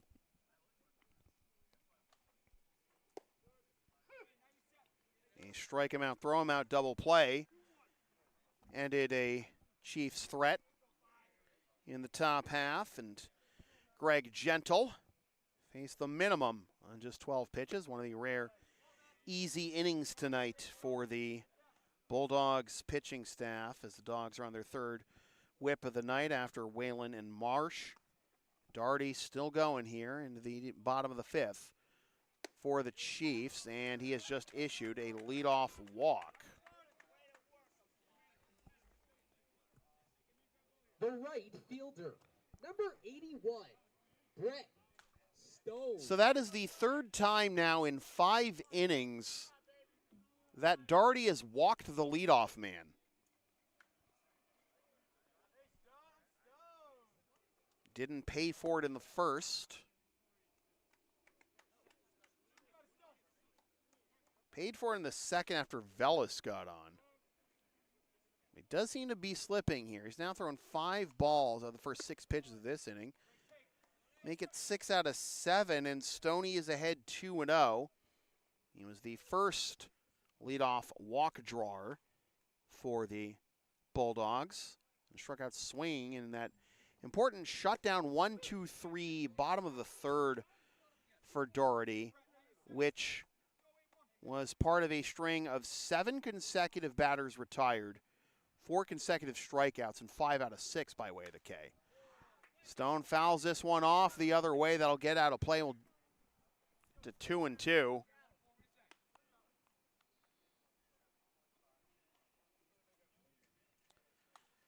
The runner at first is Weinstein.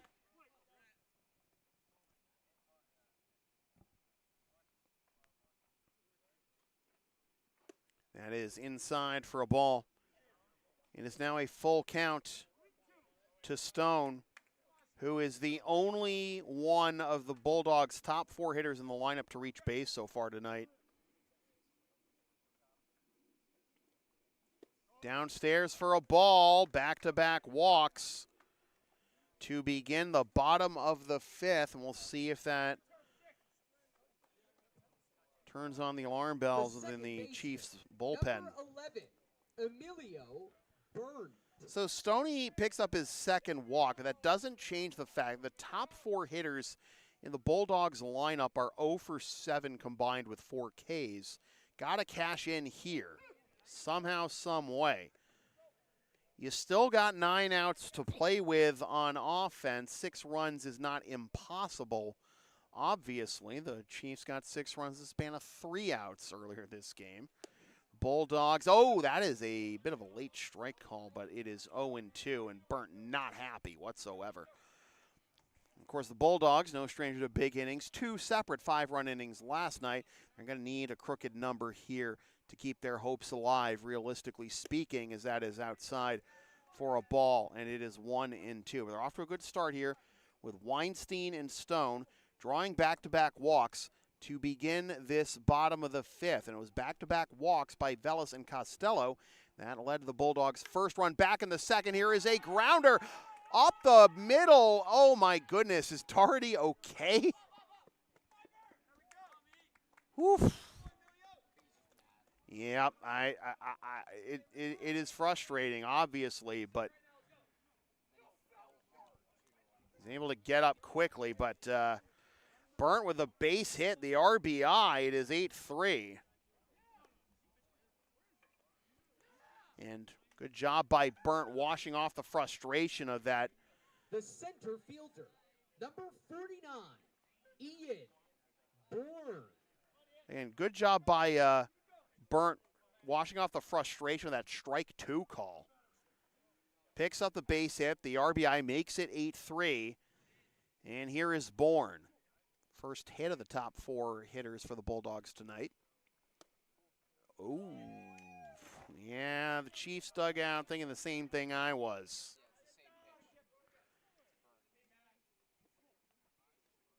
It is 1-0. It's the outside corner, 1-1.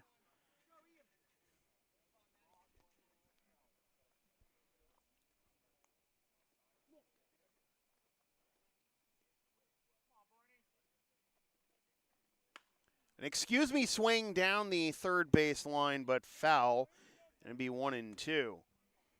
I'm sure Bourne would take that. He could place it inside the line. Probably load the bases for Cormier. I know, right? 1-2. Runner goes for third. Hesitation back to second, to throw to second, and ending up not running at all is Burnt, and Stoney gets to third. It's 2-2. Runners at the corners. So even if you ground to a double play here, that would still bring home a run. 3-2. Down and away. Oh, that was ball three. My mistake. I had a 3-2 already, but I knew it was ball two too. What was I doing? I don't know. For one split second, I saw a 3 on the scoreboard, and now I got to lock in, don't I? I think we're going to say that about an hour ago when it was 8-0 Chiefs. But here come the Bulldogs, 3-2. Runner goes. Grounder into right for a base hit. On his way to third is Burnt.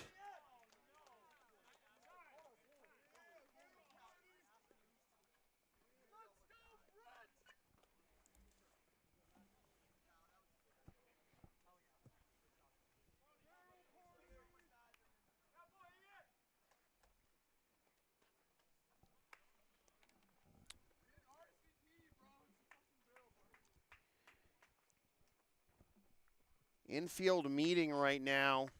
The catcher, number 34, Caleb Cormier. Cormier will step to the plate. A.J. Rourke, who pitched last night, final 2 innings.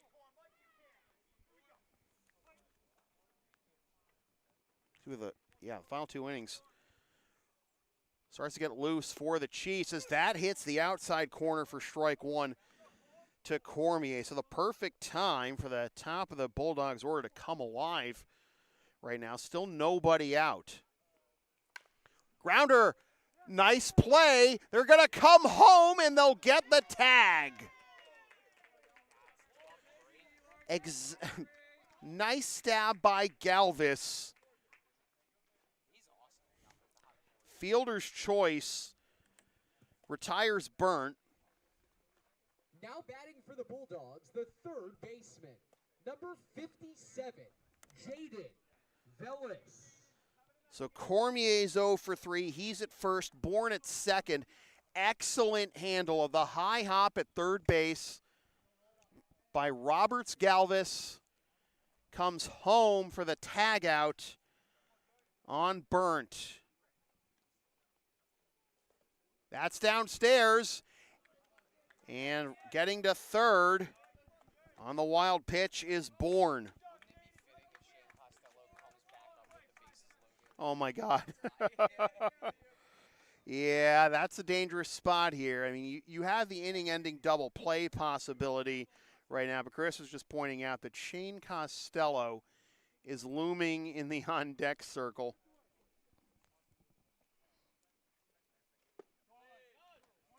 2-0. Daugherty rapidly approaching 100 pitches.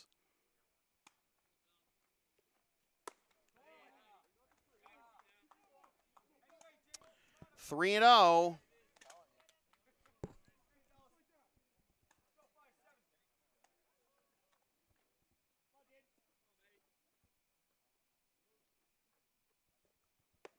Inside corner, strike one, 3-1. Imperative to get Vellis here, so Costello can't come to bat as the tying run. ball 4. Here comes Costello. Now batting, the left fielder, number 28, Shane Costello. And Anthony Perry, soon as the O sound leaves Chris Del Sordo's lips, comes out to the mound. In terms of actual pitches, A.J. Rourke has actually not thrown that many in the bullpen. And here comes Shane Costello, who has been on a heater the last 3 games. 2-run home run to put Game 2 of the championship semifinals out of reach. 2 home runs and 6 ribbies last night. 4 for 9 with 4 runs, double, 3 homers, 9 ribbies. Entering this game tonight, he is 0 for 1 with a walk and a ground out to second. The left fielder, number 28, Shane Costello. Gets a second introduction. Here we go. Costello representing the tying run against Doherty. Grounder, left side, tough play. They get Costello. He does bring home 1 run, and that is maybe the best possible outcome you could hope for if you are the Andre Chiefs there. It is 8-5. The shortstop, number 29, Aiden Murphy. Do you think he was trying to swing for the fences there? I think if he was, he wouldn't have gotten that much contact. No, I think it was the sleight of hand. Like, I'm just going to put the first pitch in play. Downstairs for a ball, it is 1-0. Now 2 down, 2 runners in scoring position. Costello grounds out. That was another nice play by Galvis, too. Yeah, every play he makes looks so aesthetically pleasing defense. Both outs this inning made by Galvis on crucial plays. The one deep in the hole at third to get the tag out at home, and now that one to concede the run for the out to retire Costello. Oh, that was a good pitch to hit too, but that got into the inside corner, and here is Doherty approaching pitch, about to throw in fact, pitch number 100 to Aiden Murphy. RBI single, his first time up, walk last time. Foul tip. Oh, it is not hung on to. We'll do it again.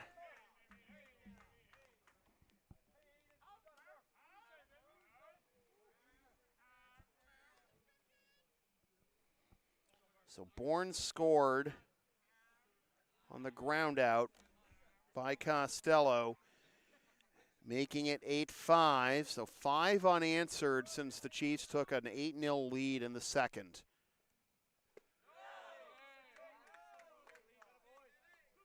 Two and 2. By the looks of things, Rourke is ready.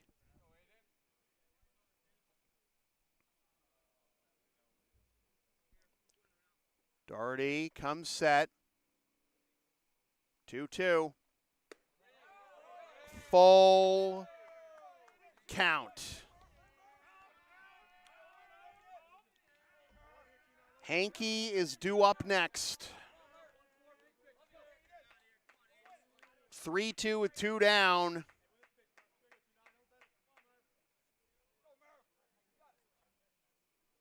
Payoff. Full windup. Oh, oh, oh, oh. Okay. Murphy with the mind games. Let's see what Doherty can do. Grounder, left side. Osman keeps it in front of him. can't make the play. 1 run scores. Here comes another 1-run game.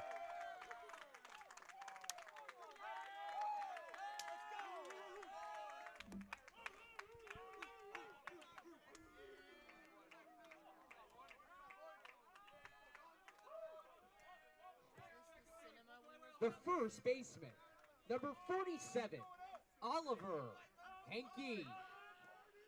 No RBIs on that play because of the error. And Henke takes inside for ball 1. The fact that there's a chance that Matt Doherty could be in line for a loss is just insane. 2-0. I don't know if y'all heard Chris just say that. The fact that Doherty is potentially in line, could be in line for a loss here. How good he was pitching after the 8-0 start by the Chiefs offense. And he had a couple of strong innings, but things have unraveled here in the 5th with a 5 spot by the Bulldogs. The tying run is at first. The go-ahead run is at the plate. Broken bat grounder. Ostman, he bobbles that one. He got him. He still got the force at second. For the Bulldogs in the Wow. bottom of the 5th, 5 runs on 2 hits, 1 Chiefs error, no runners left on base. We move it on to the top of the 6th inning. The Andre Chiefs 8, the Lexington Bulldogs 7. Due up for the Chiefs in the top of the 6th, Juba, Woodman, and Rodriguez. Are you not entertained? Well, not a do promised us cinema. At any rate. Where was I in this? I think I was on... Are you down with the sound called LSP? Of course you are. Then follow and support us on the web. Linktree, Facebook, YouTube. Don't forget to subscribe. Flash the subscribe button. Membership's also available for $5 a month. PayPal and Creator Spring, LSP 37. It's the right thing to do.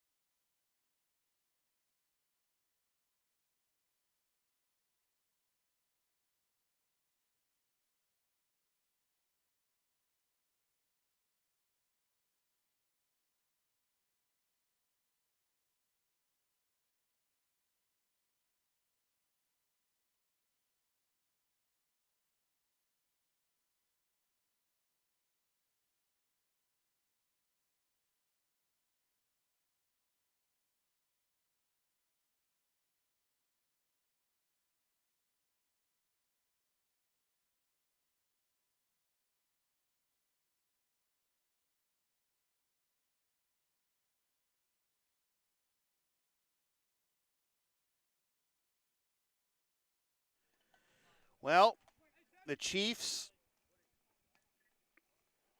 survive with the lead still intact.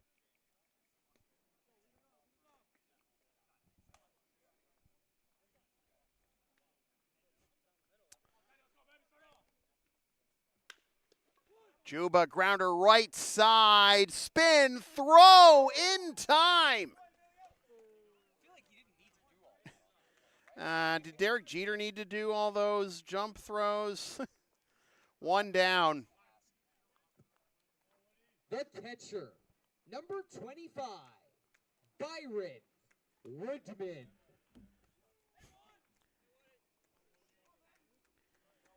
Juba's 0 for 2 with 2 walks now, and here is Woodman.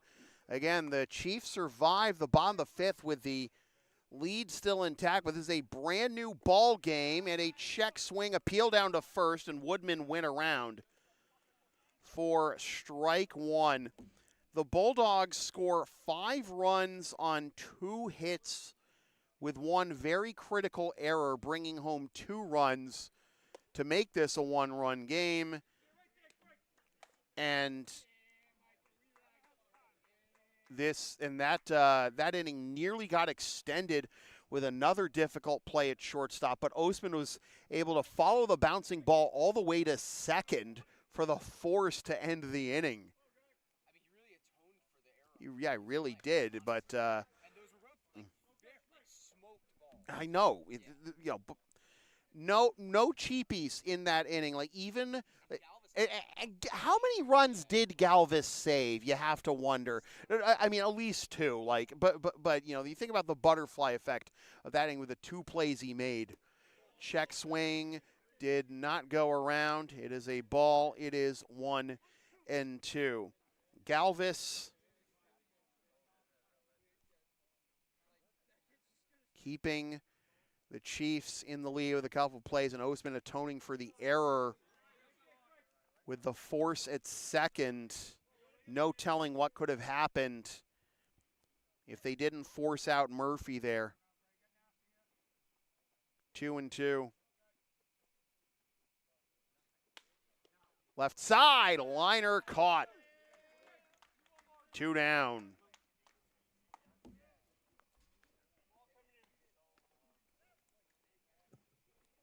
The first baseman, number 12, Ruben Rodriguez Jr.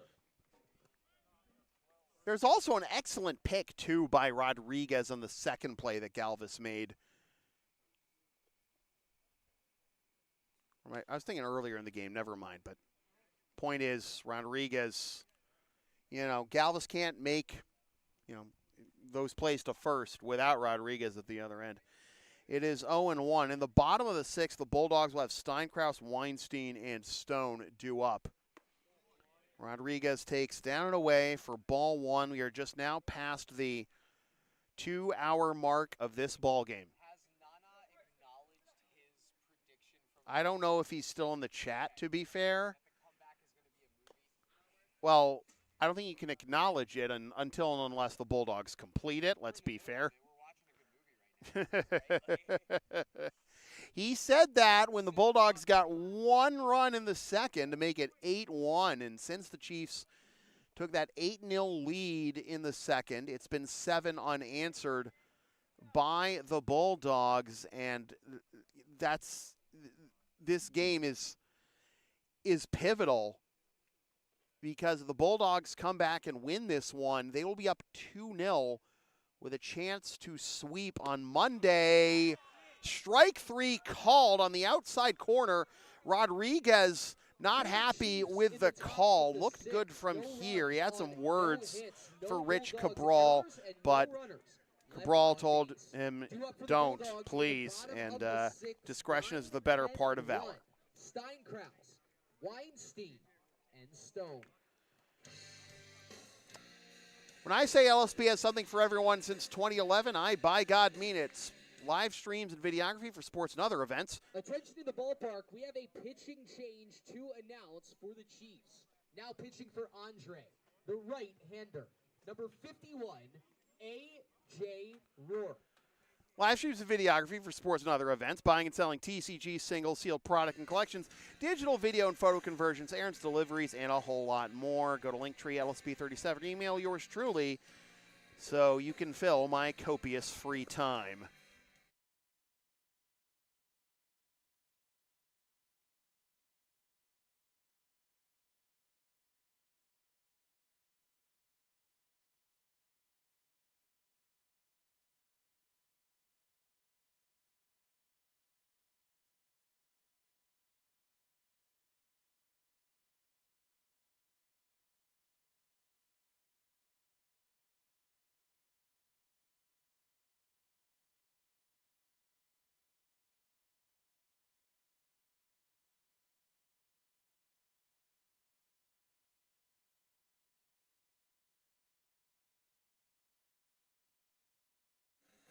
The phenomenal A.J. Rourke will have to be extremely phenomenal to finish this one off and send the series back to Melrose tied at 1. Matt Doherty escapes the bottom of the fifth with the Chiefs' lead still intact, but is now just a one-run Chiefs lead as Rourke takes over looking for a 2-inning save. This is already Rourke's 4th appearance of the postseason out of what, now 5 games for the Chiefs? He has no wins or losses, is not allowed a run, has 1 save in 4 1/3 innings, allowing 3 hits, walking 3, striking out 4, and throwing 1 wild pitch. Last night against the Bulldogs, inning in a third, 1 hit, no runs, 3 walks, 2 Ks. Leading off the bottom of the 6th for the Bulldogs, designated hitter, number 5, Dylan Steinkraus. He got the save in the clinching Game 3 against the Americans, also 2 innings, allowing 2 hits, no runs with 1 walk and 1 K. Twain across his last 2 postseasons with the Chiefs. Rourke, 6 innings, 1 save, 4.50 ERA. He allowed 5 runs in inning in 2/3 in 2024. 3 of them were against the Americans, and 2 were against 2 unearned runs against the Blue Sox on August 18th in just 2/3 of an inning. Steinkraus 0 for 2. Flies this one down the line in right. Rodriguez, he is able to hang on to that one.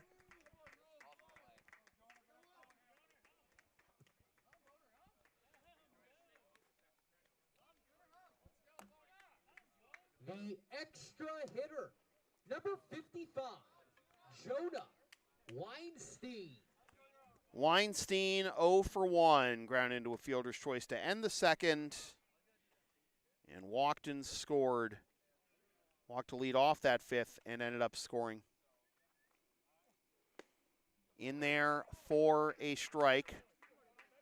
0-1, so Rourke able to get ahead of the first 2 hitters 0-1 and got Steinkraus on the second pitch. What's he going to do here with Weinstein? Weinstein drives this one deep to left at the wall. It is run down. Liam Powers. 2 down. Jonah hit the weight room.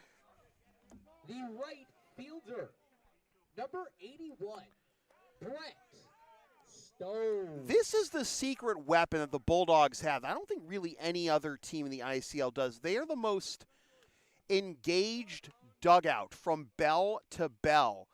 And he just put a good swing on a fly ball to left that, obviously, if you get over the fence, it's a tie ball game, and they're still being encouraging even after he flew out.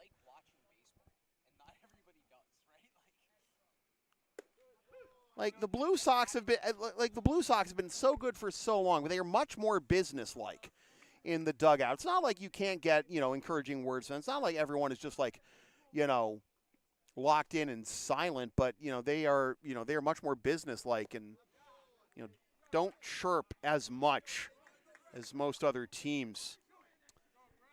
It is now 1-2 to Stoney, who is 0 for 1 with 2 walks and a strikeout.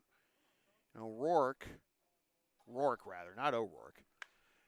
Stone, towering fly ball into right, and that will be caught for the out.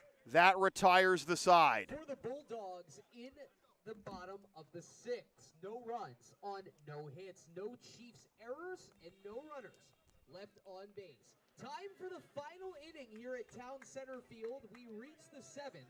With the Andre Chiefs leading the Lexington Bulldogs 8-7. Due up for Andre in the top of the 7th, P.J. Brown, Rowan Oostman, and Roberts Galvis. LSP and Shipping Shield are partners in card. Shipping Shields are the eco-friendly sports and gaming card shipping protectors trusted by yours truly. Made in the U.S. and Canada on 100% recyclable cardboard. Use the link and codes on the screen or in the description for a discount on your order. We may receive a commission from those orders, but we thank you for your continued support of whatever this is.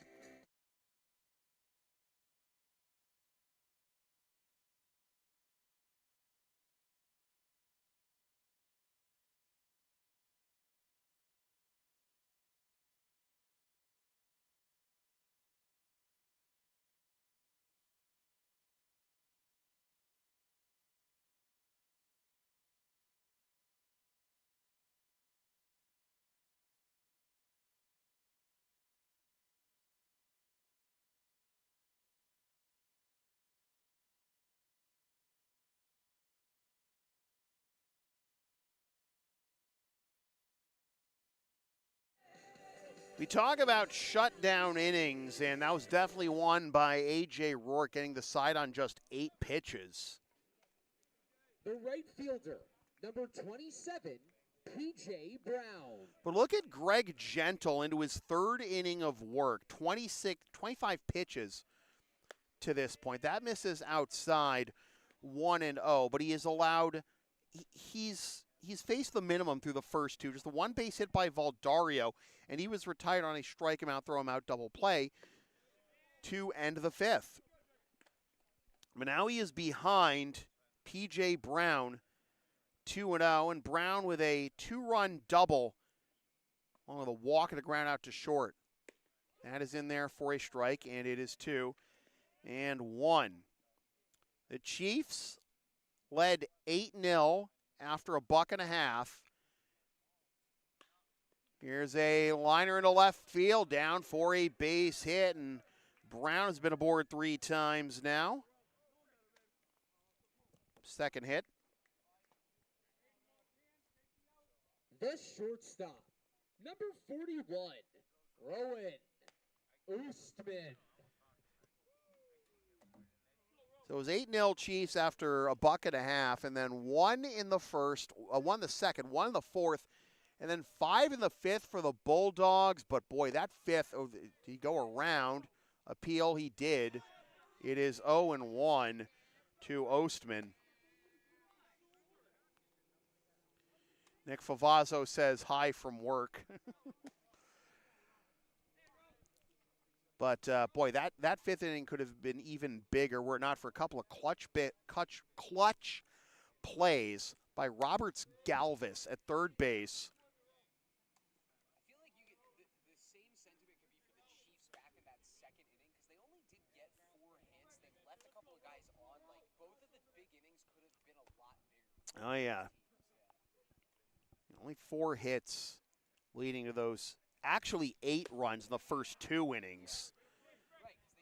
Because they scored their 2 runs in the first inning on 2 walks, a hit batsman, and a fielder's choice.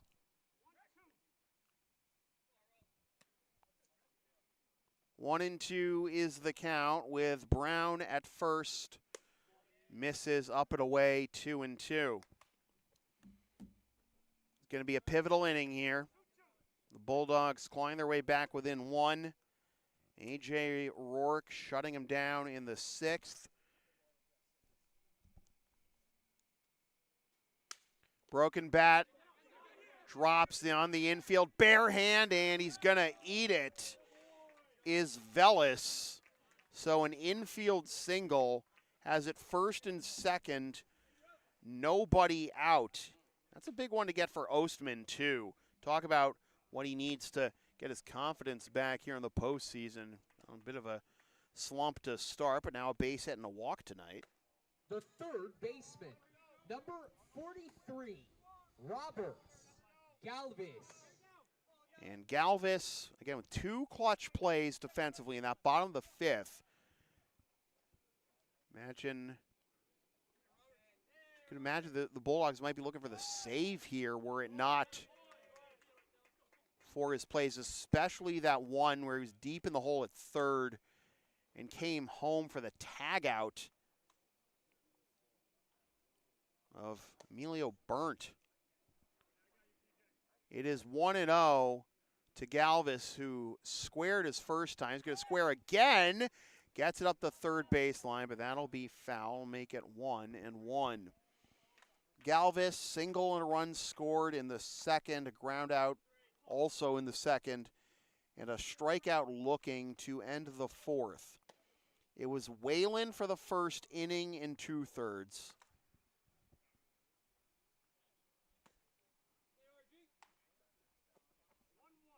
And was Marsh for 2 1/3, and it's been Gentle since. Galvis got the green light here. Nope, going to square again. Offered at it. He'll throw down to 2nd. Oh my goodness! Caleb Cormier hoses another one.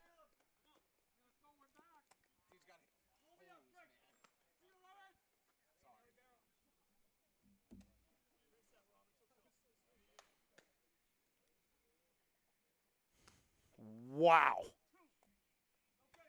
Brown got caught leaning.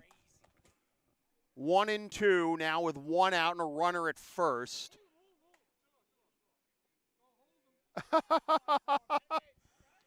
Woo. Well, your catcher's more dominant.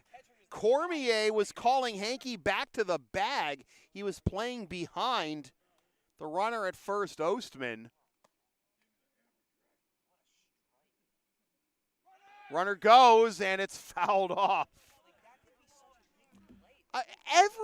Every play we've seen the last couple of innings by either side has potentially flipped the script. We're probably on our 1,000th rewrite of this game. It felt like an insurance run was almost a given. I know, right? Yeah. First two reaching on back-to-back singles. Then Brown gets hosed leaning off of second after Galvis can't connect on a bunt attempt, and that is outside for a ball, and it is 2-2.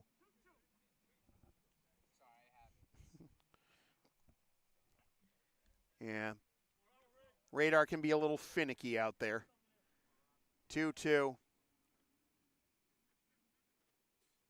Fouled off. And let's be real, Galvis can swing it too.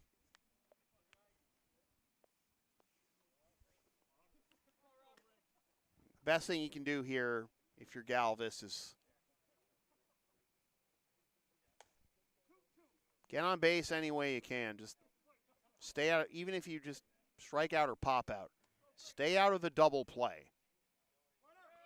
Ostman's going to try and help that. Swing and a miss, strike three. Did he do it again? Got him! Oh my God, Caleb Cormier! For the Chiefs, Dog! in the top of the seventh, no runs on 2 hits, no Bulldogs errors, and no runners left on base. It comes down to this, the bottom of the seventh, the Andre Chiefs 8, the Lexington Bulldogs 7. Due up for the Bulldogs, 2, 3, and 4. Burt, Bourne, and Cormier. Brine Team Sales is the official jersey provider of LSP. Since 1867, America's oldest family-owned sporting goods and custom apparel provider.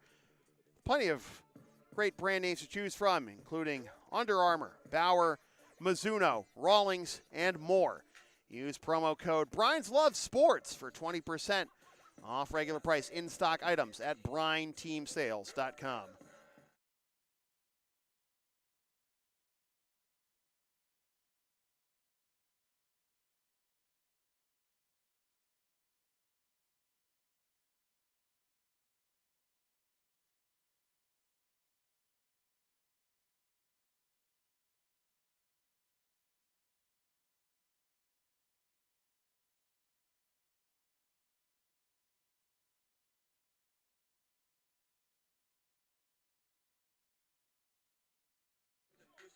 Caleb Cormier guns down his 3rd runner of the game in 2nd of the inning. That is the 2nd strike him out, throw him out double play of the night for the Bulldogs.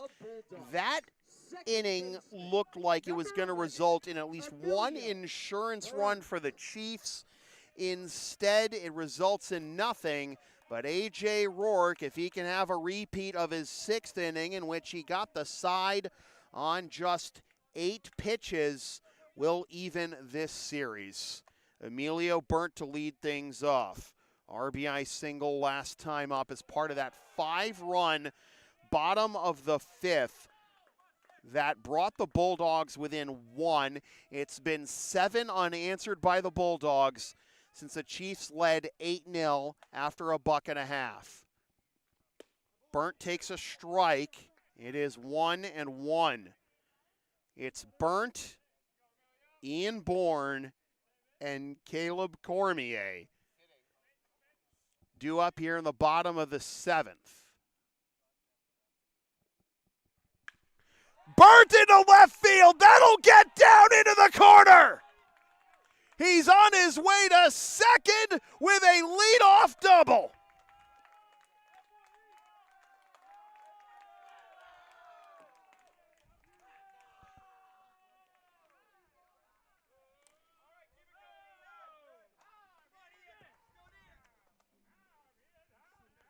Now batting for the Bulldogs, the center fielder, number 49, Ian Bourne. Bourne with an RBI single and a run scored in the 5th.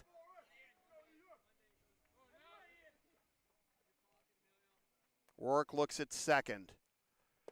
Down and away for a ball. It is 1-0. The tying run is in scoring position for the Bulldogs.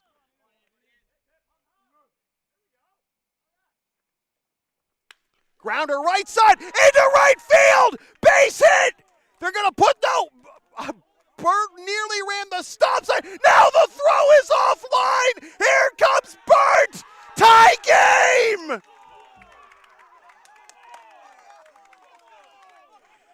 Eric Steinkraus put the stop sign on Burt. He held up too late, then the throw was offline. He came home anyway, and now Bourne is in scoring position as the winning run for the catcher, number 34, Caleb Cormier. Sorry, Shane, your role as main character has been taken over. I looked it up. He has a bunch of clips from your YouTube on his Instagram. All right. He's a big LSP guy. Hi, Caleb's Instagram. Let's see what he's got here. We are tied at 8. Can you believe this? Nana Edu, confirmed ball knower. Down low for a ball.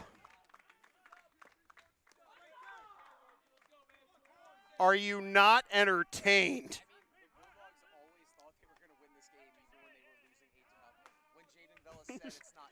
No, yeah, Jaden Bell's the thing he said. We scored the first run. This shit ain't over. It's YouTube. I can say that. Cormier takes inside. He's waiting in the on-deck circle. Oh, my God. And then Costello after him if it really came to that. Sometimes the lineup just shakes out the way you want it. The baseball gods work in mysterious ways.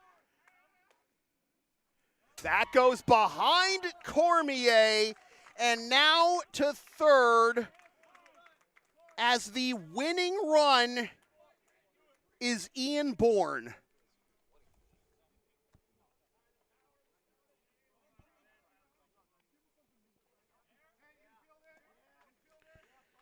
The infield is going to come in here. Got it, right? Green light.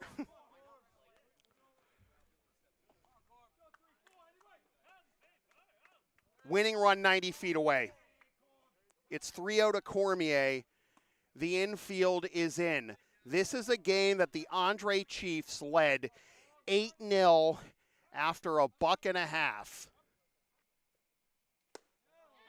That is ball 4. But again, a ground ball, a double play isn't going to do any good. The third baseman, number 57, Jaden Vellis. I mean, in theory, you would give Vellis first base here to put in the force at any base. But then you got Costello due up next. So damned if you do, damned if you don't.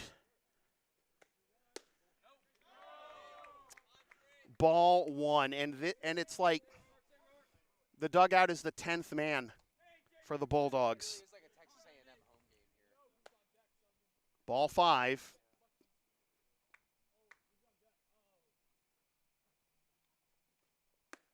There's a strike, 1-1. Rourke got through the 6th on 8 pitches, and then the Chiefs got those first 2 on the top of the 7th. You figured they were going to put some distance at that point. They didn't, and now there is no distance, and now the Bulldogs, potentially a base hit from taking a 2-0 lead. Fly ball into right. There's the catch. Here comes Ian Bourne Cinema. Today's final score, the Lexington Bulldogs 9, the Andre Chiefs 8. the win. The Bulldogs advance to a 2-0 lead in the 2026 ICL Championship Series. Tonight's winning pitcher for the Bulldogs, number 23, Greg Gentle. The losing pitcher for the Chiefs, number 51, AJ Rourke. Time of game, 2 hours and 25 minutes. What the hell did we just witness? That's baseball, baby. One of the greatest comebacks in Intercity League history is what we just witnessed. The Bulldogs were down 8-0 after a buck and a half, and as Jaden Vellis came back into the dugout in the second inning with the Bulldogs' first run and only run of that inning, he said, "This isn't over," and was it ever not over? Wow. The Lexington Bulldogs have taken a 2-0 lead in the ICL Championship Series in arguably the greatest comeback in ICL history, regular or postseason. I mean, this is up there with the 4-day game in 2015, which, I mean, was also, unfortunately for the Chiefs, a loss for them. And I'm going to hope that we can get Caleb and Jaden actually on mic 2 in just a moment. Oh, my goodness. I don't know, Chris, I don't know if you can run and just, like, flag them down, but I'm going to see what we can do with that. Yeah. Although they're still, obviously, as you can tell, in their post-game meeting. So 1 second. This is going to take a moment. So I'm just going to put it on standby for a moment. We'll be right back, hopefully, with post-game with Cormier and Vellis.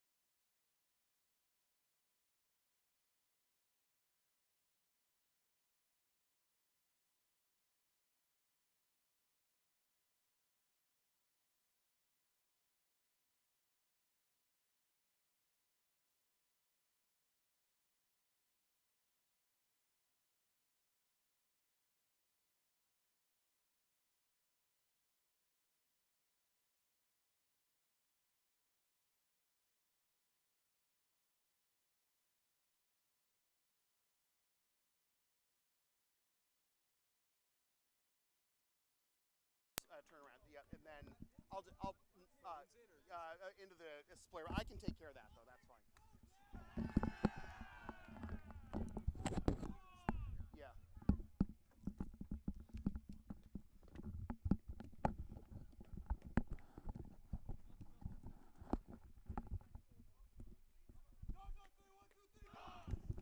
Jaden and Caleb. Jaden and Caleb.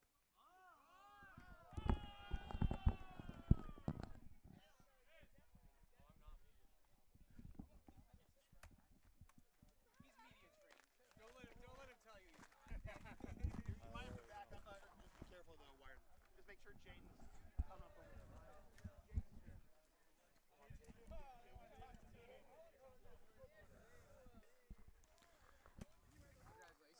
Thank you, thank you. All right.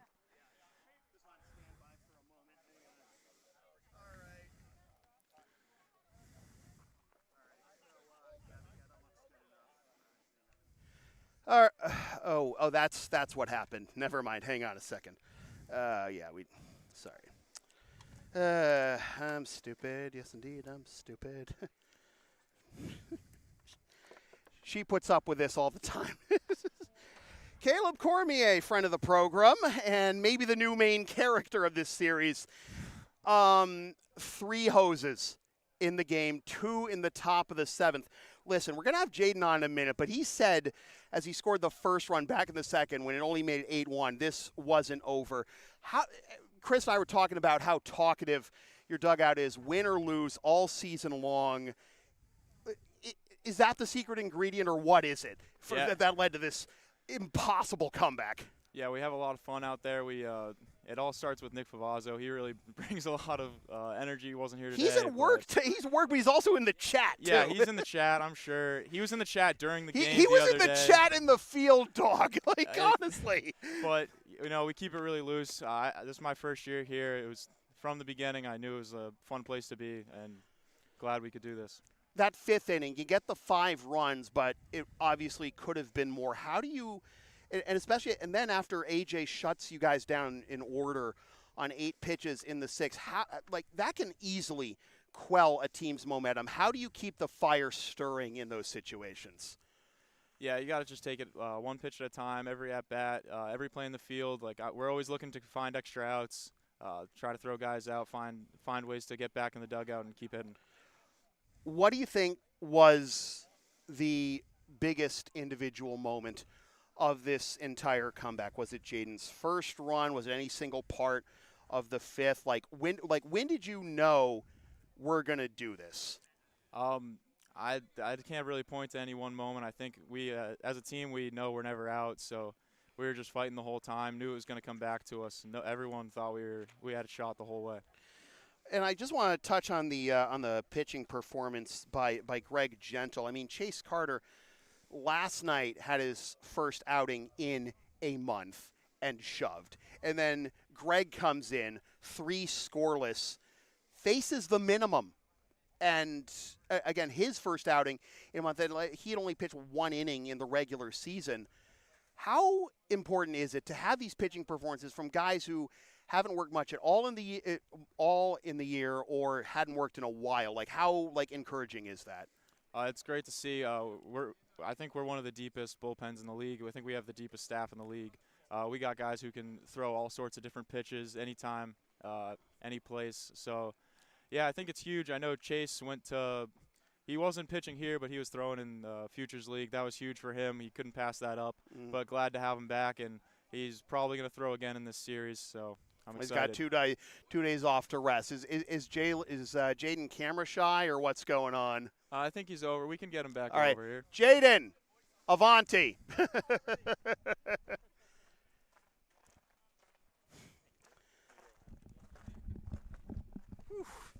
That shit was never over, eh?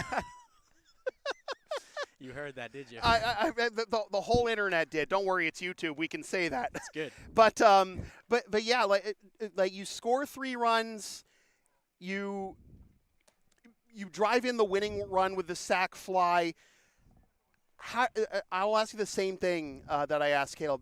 How do you keep the momentum going, especially in moments where you could have tied the game absolutely in the 5th, and then Robert Scalvis made 2 insane plays. Mm-hmm. Rowan Osman followed the bouncing ball to second for the force to end that inning. Then A.J. Rourke shuts you down in the bottom of the 6th. How did you keep the momentum rolling from the first run to the last? I just think, we don't really keep it results-based. We just have fun. It's the process, really, and we don't really let it weigh on us. If we lost today, we would have said whatever and showed up fucking Monday and gave some belt to ass. But YouTube, baby! Yeah, and there were a lot of points where, the Chiefs, obviously, historic franchise, right up there with the Blue Sox, most championships in the ICL. They know how to navigate, tough situations. You get the 1 run back, and then, of course, even before Rourke, Doherty was on 1 at one point in the 2nd and 3rd inning. Not many teams can put a very good championship caliber team like that back into tough situations. And what is it about you guys that is it that makes you able to swing momentum back in your corner so easily, it seems? It's the clubhouse. It's really, we just don't focus on the bat at all. You know, Coach Stein, Coach Melo, Coach Camione, they don't really get on us for any of that. You know, the expectation is that we're always going to come back. We're never really out of it. All these guys kind of, the idea there, we're down 8-0. I don't think anyone was like, all right, this shit's over. Like, we all thought we had a chance. You knew that. It was only the second inning, too. Like, let's be real. And you know who does deserve the most credit overall for this comeback? Nana spoke it into existence in the chat in the second inning. That's So, up 2-0. Saturday and Sunday, as scheduled, off. That is the perfect time for teams, whether up or down 2-0, to recuperate. So, do 2 days off, even if they are scheduled as they are, but like that can stem a team's momentum too. So, how do you keep it rolling into Game 3? Honestly, we're kind of show and go. We get here, we have the guys. You know, not every day it's the same group of guys showing up. I don't think we really let it get to us. We just have fun on our day off. So we're going to have a good weekend, show up Monday, and we're right back at it. Yeah, and hey, you guys had 2 days off before the championship series after you beat the Blue Sox. So what's 2 days off again, right? Yeah. All right. Good luck on Monday night, my man. Thank you. Jaden Vellis and Caleb Cormier help. Yeah, you can just hang it there for a moment. Jaden Vellis and Caleb Cormier. Yeah, let's put it on the ground. Jaden Vellis and Caleb Cormier help lead the Bulldogs to one of the greatest comebacks in ICL history, down 8-0 after a buck and a half, come back to win 9-8 in regulation at that. So with that said, this has been a presentation of LSP, something for everyone since 2011. Copyright 2026, unauthorized redistribution of any portion of this broadcast without the express written permission of LSP is strictly prohibited. A reminder that if you'd like to support future LSP content, you can do so by buying shipping shields using the link and codes on the screen or in the description. Use promo code BriansLoveSports at BrianTeamSales.com for 20% off regular price in-stock items from America's oldest family-owned sporting goods and custom apparel provider. Sponsor future content straight up for as low as $25 a spot. Buy some of this fabulous merchandise from the LSP store. Hire us to work your next live event or anything else we can do for you on any given day. And, of course, if you're down with the sound, Linktree, Facebook, YouTube. Don't forget to subscribe. Flash the subscribe button. Membership's also available for $5 a month. PayPal and Creator Spring. LSP 37. We will see you fine folks Monday night at Morelli for Game 3 as the Lexington Bulldogs look to close down their first ever ICL championship. 7:40 air, 7:45 first pitch.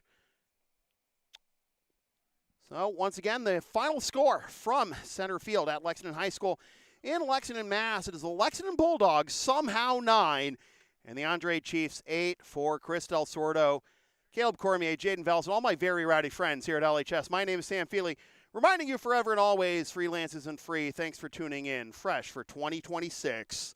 Suckas. Love you, Katrina. Party hard, Caitlin. Miss you, Tina.